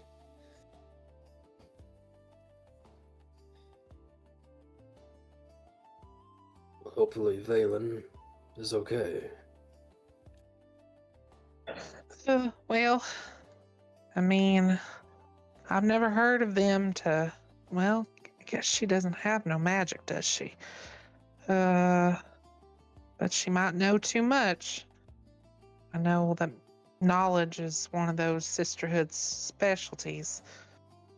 But yeah, it sounds like it might be a little bit unexpected for Valen to be in a carriage with these folks, and there to be 2 sisters and a nobleman. That's a hefty situation to be stuck in if I was to suggest so. We should talk to Raiden if it is someone from his house they are with as well. But before that, he pulls out a potion and hands it to you. This will help with the strain of your spell. She looks at the potion and looks up at Geller, and she just says, well, that looks mighty fine. I can drink it down with my ale, I guess. It's poison. Kills Poison. And then she looks at him again.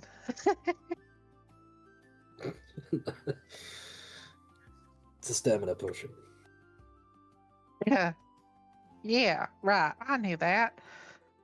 I've seen plenty of poisons, and that don't look like no poison I've ever seen. And she just takes the potion, and she doesn't quite like drink it around him. She just kind of sits it down beside her, and she's like, "Yeah, I'm feeling fine right now. I'll save it up for a real stressful moment if you know. I'm just gonna continue chowing down a little bit, but I'll drink it. Just gotta give me a little bit courage."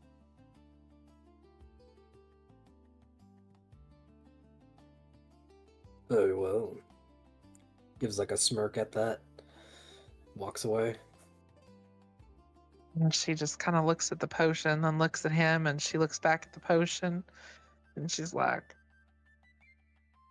Nabbit, I'm gonna have to get this thing tested first. Then she goes back to eating.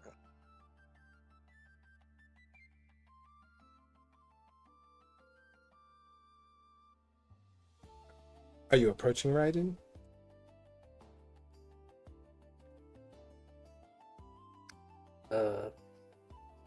I suppose, unless we just want to end there. Yeah, we can finish up any dialogue you guys want, and then we'll end the session. We won't go any further tonight. Might as well wrap up the scene. Put in a nice little bow. Guess I approach Raiden and then let him know what Thistle saw.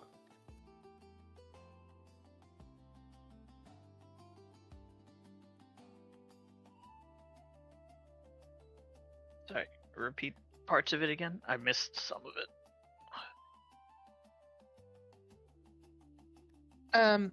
I can just repeat it real quick. So what Thistle saw was basically Valen was in a carriage with two sisters, one in red, one in silver, and there was a member of an older gentleman, an older man, who was with them in the carriage, who had the same sigil as Raiden wears, from his house. Okay. Do you know the man?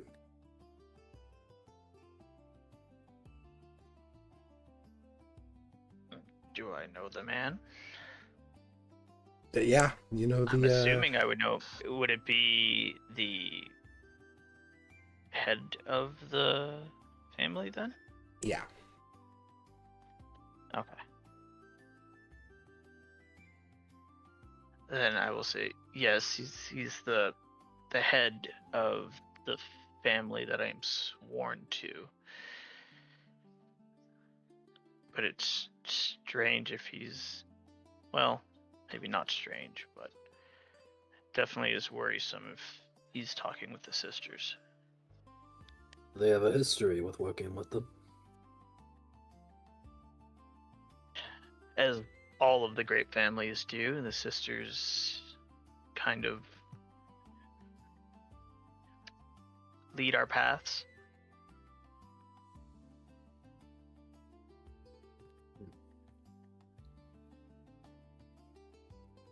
Perhaps we sent Valen into the lion's den then. Yeah, right, and it's Garen Gervoni, the Lion General.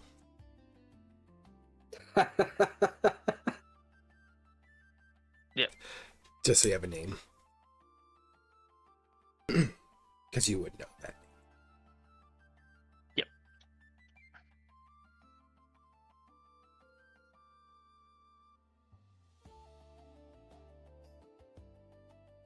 Seems we're the ones who are going to have to save her. Well, I can't say I necessarily am sympathetic to her fate. It is true. Could be entirely that she's working with them. I think we still have to get out of here the rest of the way first and figure out where here is. Indeed. Alright. Guess we should get going then. Everybody pack up.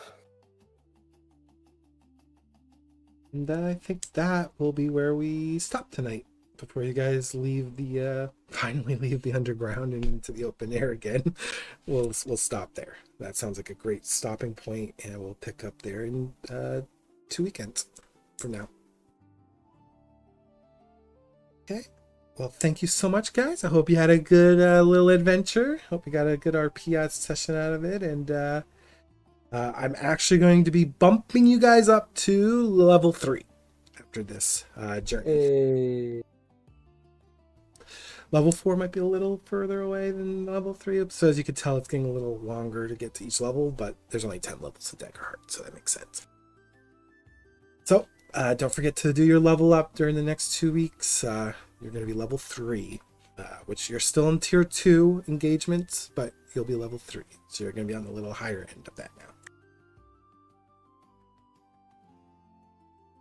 Congratulations, guys. Yay! Thank This you. was Right.